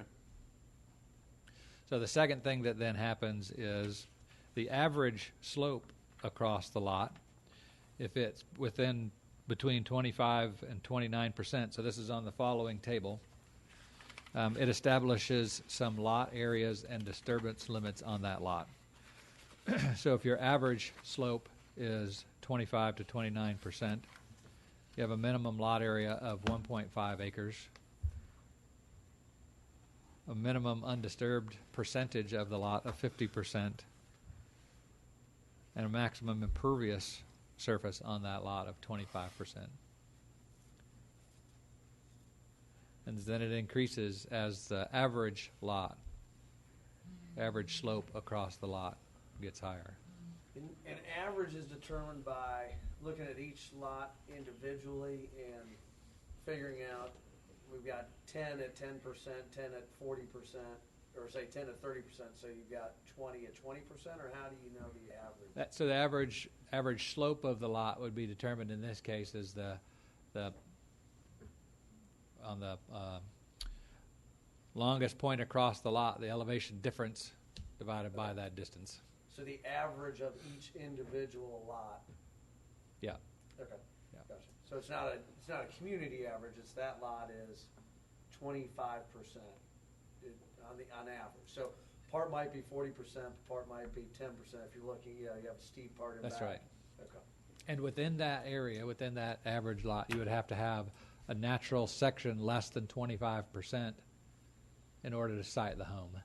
So that 20, and when I say natural grade, you couldn't go in and grade an area such that that area is less than 25%. It has to occur on the natural topography of the site. And that would be in the building setbacks, Carter. So if you've got a 50-foot setback in front and 10 on the sides, that part in the middle would have to be less than 25. In general, am I understanding? As long as you had a buildable site within that envelope, yeah. Okay, gotcha. Okay. Yeah, so you could have a 20-acre site, not that whole interior portion that's buildable wouldn't have to meet that criteria. Gotcha. But wherever you are siting your home would. Okay. So in general, yeah, so if you're building a 5,000 square foot footprint, and you had a 20,000 square foot envelope, as long as you had 5,000 square feet inside the 20, you could slide that house anywhere that was 25%. Right. Or less. Okay. So it's a little bit different than just saying, okay, you've got a 25% slope that's prohibited from any type of development. Okay. So you could have a steep driveway going up to a house, but once you get on top of the hill, it's flattened out. And you could still, that would be, I don't know, that there's not something else. Yeah. I mean, you could be hitting some other threshold, so depending on how steep that is, right. So works you might into be your 40% average more slope. threshold average over the lot. Right. Okay. I see what you're saying. And so, I mean, that's really kind of the meat of the ordinance. I mean, we can go page by page, but I did want to highlight that in particular, that even though we identify 25% as a steep slope, there's some development potential, and there's it's just how we treat that 25. It's not a total prohibition on development on every slope over 25%. And I thought that's all as far as I would have to get, and that would generate enough discussion and comments to take us to midnight. That's probably pretty. That's all I got. It's probably pretty wise. So I met with Carter and with Robin, and we spent over an hour just working our way through the first 5 pages of this. And this goes back to some of the stuff that I was saying earlier tonight. This is one of those watershed moments for us as a city. And just to give just a touch of history, we, I think, have been broadly working under the assumption, incorrectly so, that we adopted a Fulton County ordinance that's been protecting us for all this time. And we've just gotten away without ever being challenged on it to date, because the land that's being developed today isn't including this stuff yet. Because the developers are buying the easier land, they're buying the flat land, they're buying the meadows, they're buying the open fields. And, but as land becomes more precious and more scarce in Milton, we're gonna start bumping into this stuff. So, you know, by luck of the draw, so far, we haven't had to consider a case that was like, oh my God, that was never intended to be developed. That area has a steep slope on it, and we never contemplated that ever being built because we had this false sense of security that we had adopted a Fulton County ordinance that would have protected us against that. So, I mean, we didn't come to any conclusions, but at one point, Carter and I both sort of pushed back in our chair and said, boy, this should be a whole lot easier if this was one paragraph than 14 pages that requires interpretation every single time. Because what's going to happen is, right now, we're working on the fact that we had this protection. If we adopt something that's 14 pages or 9 pages or 21 pages or whatever with lots of interpretation, we're then basically saying we are looking for ways to develop the area that we had previously been assuming was not developable and was part of protecting Milton. So we didn't come to any conclusion as to whether it was the right or wrong thing to do. We just ran out of time to go any further that day after we'd spent, 2.5 hours, I think, together working between the retaining walls and this, but over an hour was spent on just the first 5 pages of this. So my suggestion for us to consider, depending on how far we get tonight, is are we introducing something for consideration that would have otherwise not been contemplated? If we simply establish a threshold that is whatever the percentage is, whether it's 25 or 30 or 33 or, you know, whatever the number is, and say anything greater steep slope without further consideration is not permitted to be built on, and it preserves green space in Milton that we all hope. So I got to tell you what, we know that there are parcels out there today that have been tossed around here already that haven't come before us for consideration, but boy, they're on the verge of being out there, and it will change. Some of it could change Milton forever. And it's steep slope stuff that the developer has literally told one landowner in particular that land is trash. I can't build on it with with what it is today. But if we move forward with some of this stuff, that trash land suddenly is buildable. So just food for thought, guys. And I will say, there can be a combination of the two.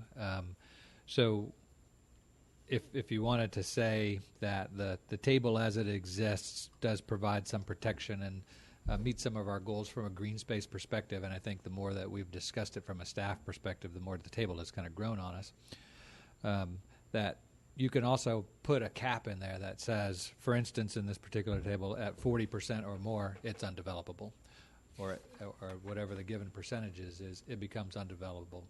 And it gives you the ability in the flatter sections, or what would maybe be considered flatter sections, the 20, 25s, 30%, to allow some types of developments with some controls and restrictions, but then sets an upper limit at the top end that says, over this, we're not permitting any type of development on it. So just food for thought on that.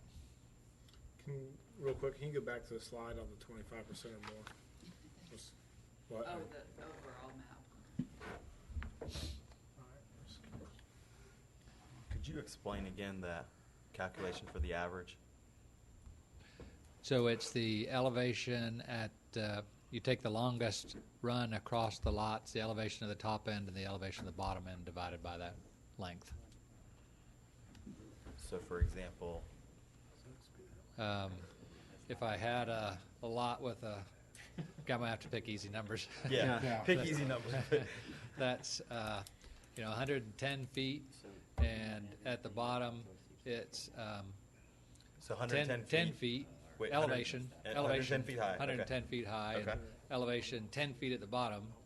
I've got 100 foot of elevation difference across my lot. Okay. Now, in that, it could be doing all kinds of things in there. Okay. And then I would divide that by the distance between those 2 points. And that would give me the average slope across the lot. Which 2 points? The highest high point, point, the the highest 100, point. the elevation 110, and the elevation Street 10, level versus whatever the low point is on So that lot. if it was a 400-foot lot, it'd be a 25% slope. So you got 100 feet of high by 400 feet of run.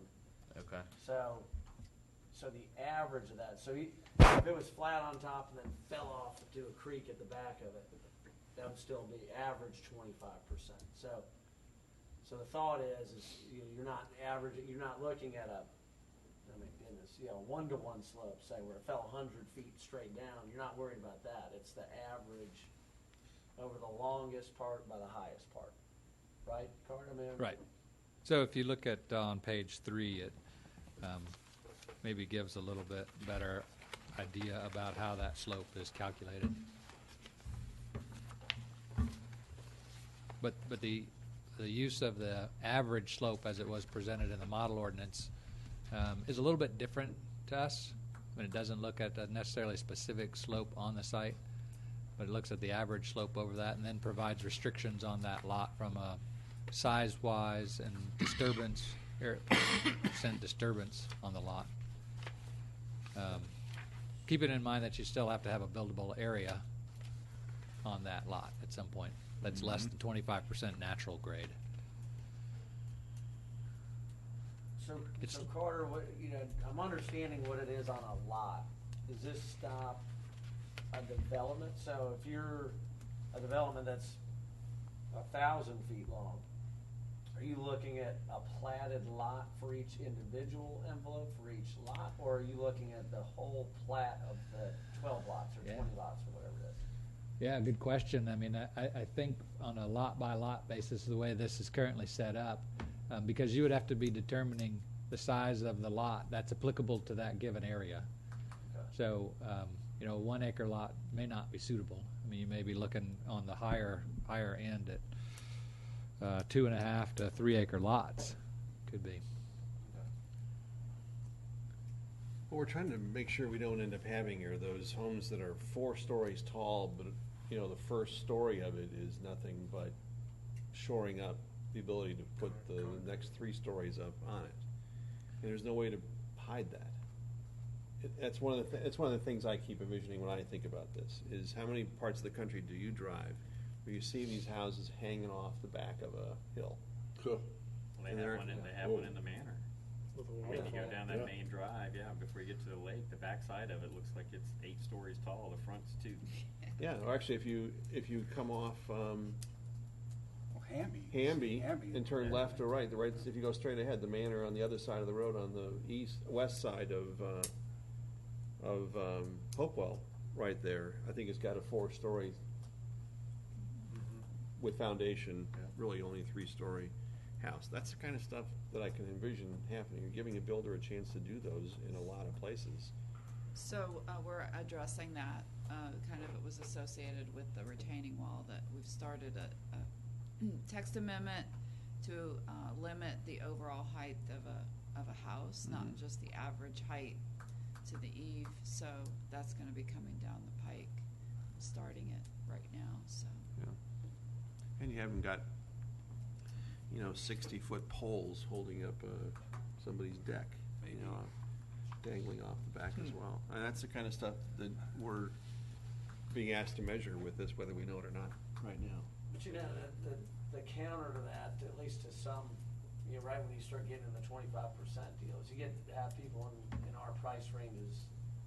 I don't live in a big basement house, but a lot of these guys, like in the manor specifically, they want a 15-foot basement or whatever. They want to have enough room for, whatever, basketball court or something. I don't know what they put in there, but something. So if you've got 50 feet and you want a 15-foot tall basement, you're out. I mean, you got to dig down underground. You're all set in the slope. So there's some unintended consequence for a 25 where we may be trying to shut. Right. So I think you do want nice houses in the area. You don't want to preclude some guy like, I can't build that theater room in the basement, so I'm going to move to Johns Creek or whatever. Right. So I'm just suggesting that in this particular measurement, we'd say, gee, that's a wonderful home you'd like to build. You just can't build it on that steep slope. Yeah. You're going to have to do that 15-foot depth by probably digging into the ground rather than having it hanging off the side of a hill that otherwise wouldn't have been developed. It would just be trees you're looking at instead, which is where we need to keep thinking about. We need to keep coming back to that. Is what is the look of Milton going to be when we're all done doing this stuff? And we can't be talking out of both sides of our mouth. We are. Talk about conservation 1 minute and then figure out ways to take undevelopable land and make it developable. So, but we started off with RZ 16, very cognizant of landowners' rights and what we can and can't do to them. And we come to this, and we're going to tell people that have land that's sloped that we just decided your land has no value now because we want it to look nice. That's what we're doing. The developers already told them it's not worth But anything. it's not worth it in the present condition it's in. So we're going to make sure that it has no value by enacting something. We're not giving them anything that they don't versus have today. maybe changing, like they said, maybe houses on land with those type of slopes aren't as big, or they can't have a basement. Maybe we do that. I mean, Fannin County, Gilmore County, they've dealt with this, right? I mean, there's got to be some kind of regulations that we can look at in other places where they built on steeper slopes that encompass this, right? I mean, I don't know. This isn't that we're not the only ones that have Oh, hills. no. Yeah, right. I mean, there's a number of ordinances that we could pull. This was basically the model ordinance for the area that a number of jurisdictions around here have adopted. It's not Fulton County's ordinance, like I said. They have a little bit different threshold. Whether or not some of those mountainous communities have adopted them, I don't know. They would probably hope for all the development they could get, is my guess. But I think probably one of the things that we really wanted to take away from tonight was whether or not this type of format and structure that Paul and I had a long discussion on is where we want to go. So it's not a strict prohibition, it just changes the criteria by which you could develop a piece of property. Or do we want to look at something very simple and just say, at this threshold, whatever that grade is, 25%, 35%, 40%, there's just no development. They're two fundamentally different types of ordinances.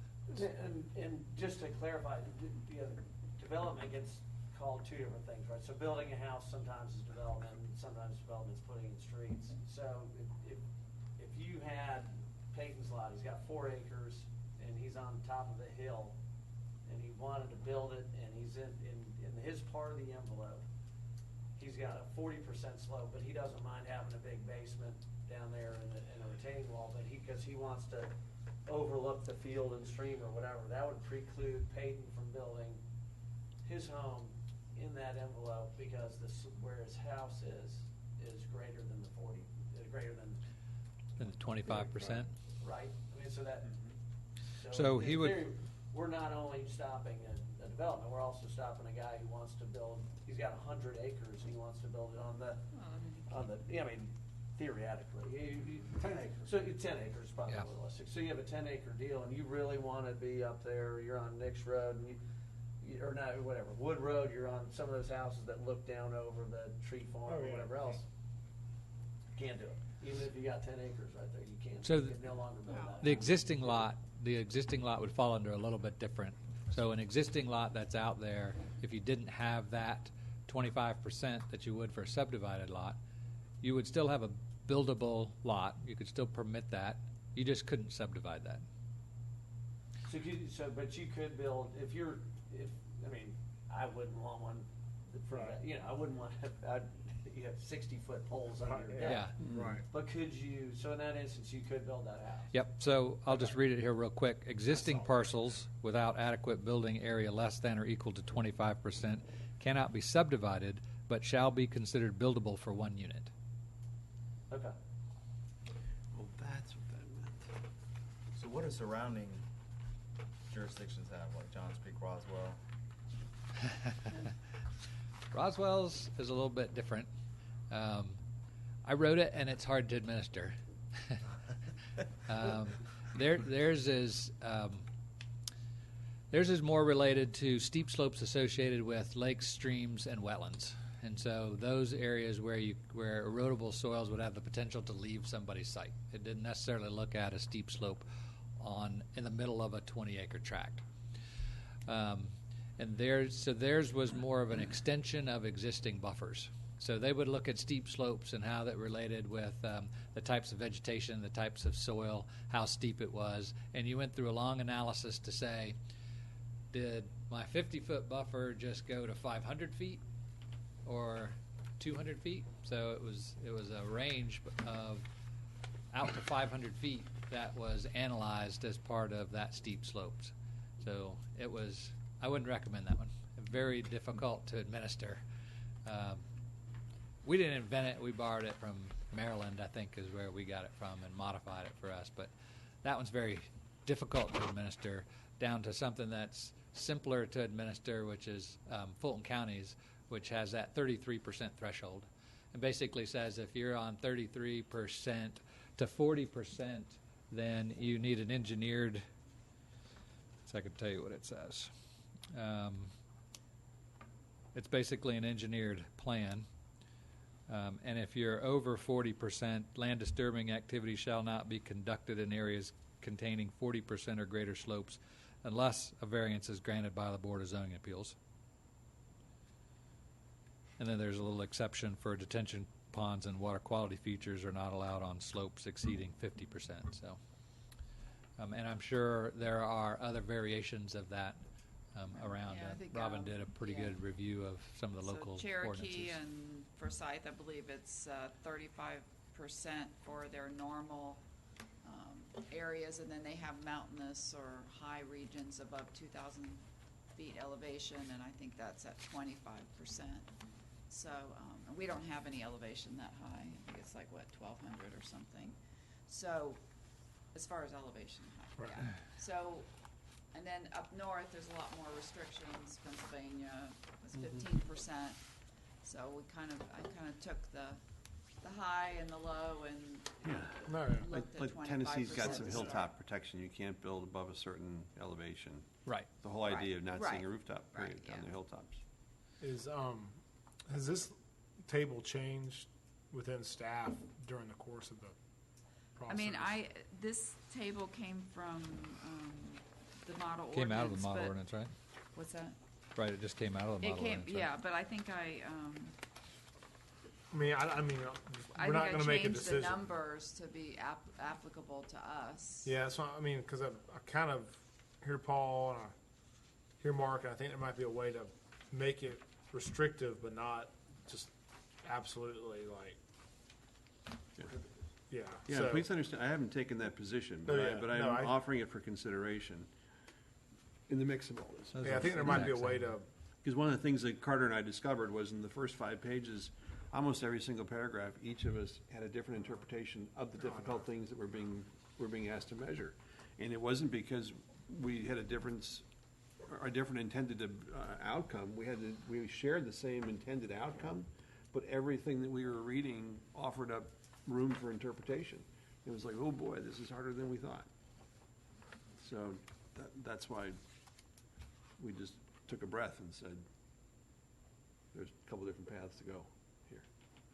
So I just offer it for consideration. So just to clarify, the goal on this was really to look at what if someone were going to come in and truly develop a development center, not build a house on their existing lot. This is to govern lot slopes on newly platted neighborhoods. Right. For mass grading, stuff like that. Now, filling. This is purely a hypothetical question, but since now we're going to regulate the heights, will people rethink where they're going to put roads and try to knock down hills to try to get flatter lots? I mean, I don't know that's possible. I mean, I don't know that Well, would that's be one of the true. things that's in here, is the cut and fill. Cut and fill. Is in here. Yeah, that's one of the things we have to decide what we're going to allow is cut and fill. Yeah. And that accomplishes what you just said. All of a sudden, you don't have a hill anymore because it was just graded out. Yeah. 'Cause Now you took dirt You from have above. 12 flat lots versus 3 steep ones. Or whatever. 2 of them going on right now in Alpharetta. One off Haynes Bridge Road. I was threatened on Ebenezer. And the other next to the First Baptist Church. They're I mean, that was very high frontage and low in the back, and they're grading that lower and lower and lower. I hate to tell you this, but I really can't give you any direction on this. I mean, I don't know. There's so much work that needs to be done on these 14 pages. I mean, this really requires almost like, if we want to get through this, every single sentence and go through it, I mean, it's going to take a work session on its own almost. I'm sure. I think what would be important for us tonight is to know if this is in the right direction or if we want to do something quite a bit simpler. If you can find a simpler way, that would be. Well, I mean, that's just gave- my opinion. Well, yeah, I would He offer this gave up. us- I would yeah, offer yeah. up, look for a simpler with a threshold that we talked about. And I'm not so sure that it's 40, but maybe there's a threshold. Would Fulton County's ordinance, I mean, and rather than reinventing the wheel, do we think Fulton County's ordinance would be something that we would just adopt? 33 to 40. Right, so there's restrictions on it. I mean, Right. 33 to 40. How many pages is there Yeah, ordinance? how many pages is that? There's is, Yeah. Space. it's about the same. Is it really?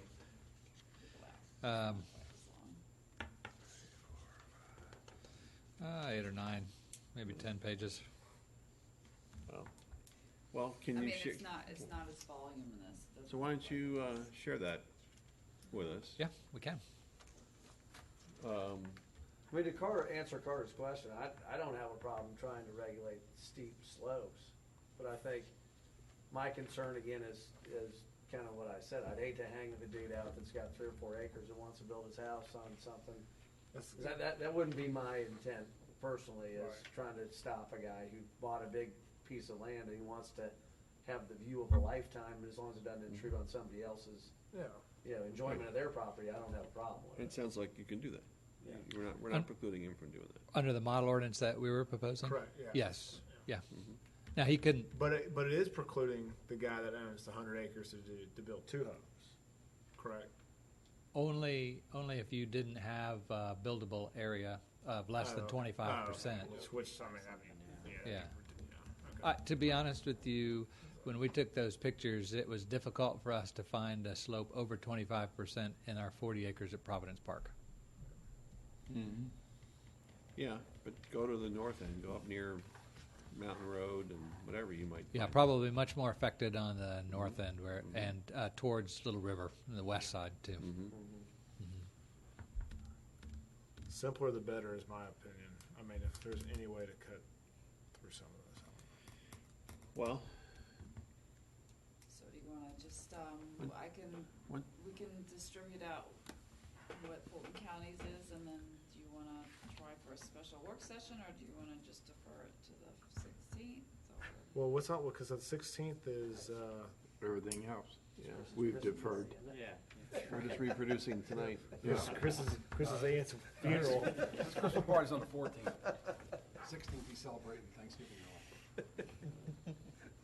As far as time goes, I'm assuming you're going to need a lot of time on this, correct? Or, Well, I mean, if you want us just to give you Fulton counties and just translate it over.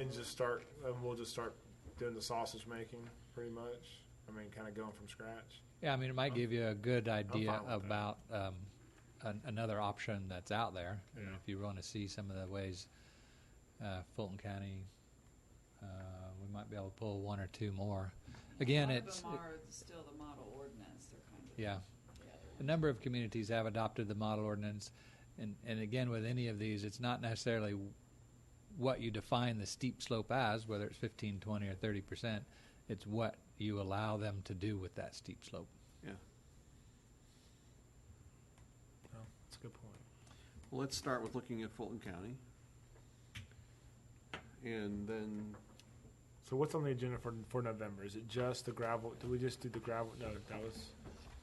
The ones we've Right, deferred. so I don't have any new items for November, but we have everything that you've deferred. But that, hopefully, since we've gone through it a lot, okay. So yeah, we could just defer it to that meeting, because I think if that's all we got. With the deferreds. Yeah, the Deerfield's December, right? That's Right. So it's just the gravel, it's the 3 gravel, Okay. numbers, items that. And should we is it better logistically to put that as just a line item on that agenda, or just stop and then have a special work session afterwards? It can just be part of the Just meeting. part of the agenda, okay. Yeah, whatever way works. Okay.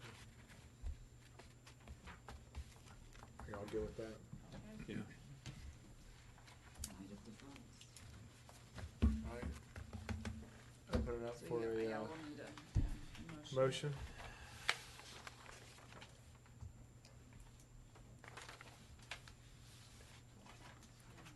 Which one is it? Oh, it's RZ. All right. I move we defer RZ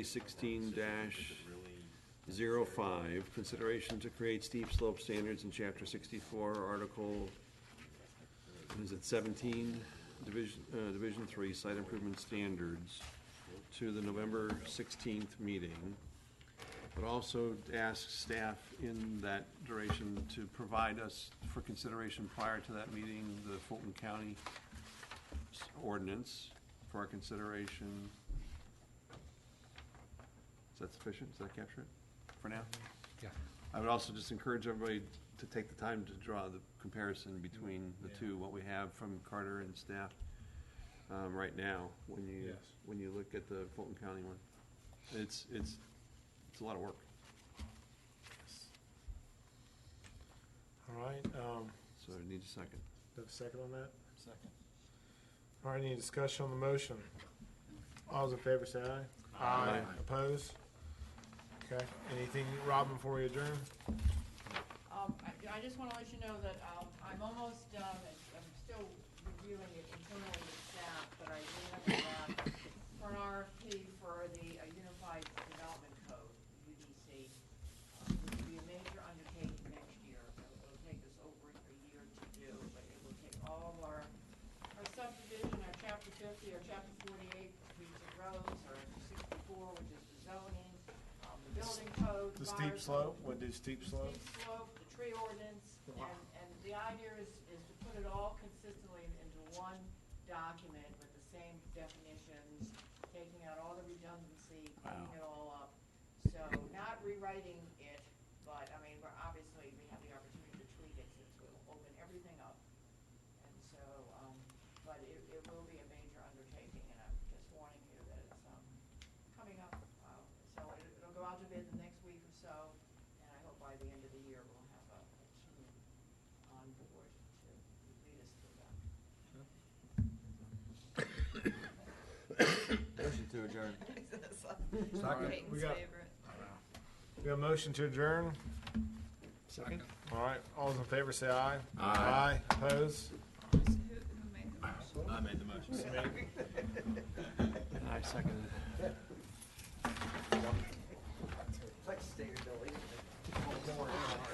Kathy, I have a question. Yes. It was just a question that's posed to me today by a realtor. Thank you for your assistance. Thank you, Robin. Thank you, Carter.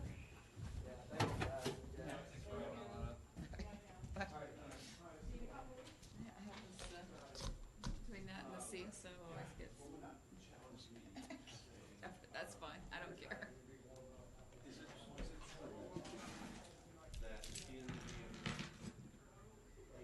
if they want to build a school in the back, then our mines would encroach into the buffer between the house and the golf course, they do not appeal for variance. Robin, some of those health lots that are in the lake at the manor, would that be included in their plot, and therefore they wouldn't need a variance if they were going into the buffer of the lake? If that was part of their, that's the only thing I'm thinking of. Right, I mean, they still would need to have a buffer, even though it's part of the lot, doesn't exclude them from having to have a buffer. They're encroaching in what is considered the buffer, they still have to come before you Yeah. to get a variance, okay? So there's two realtors talking today.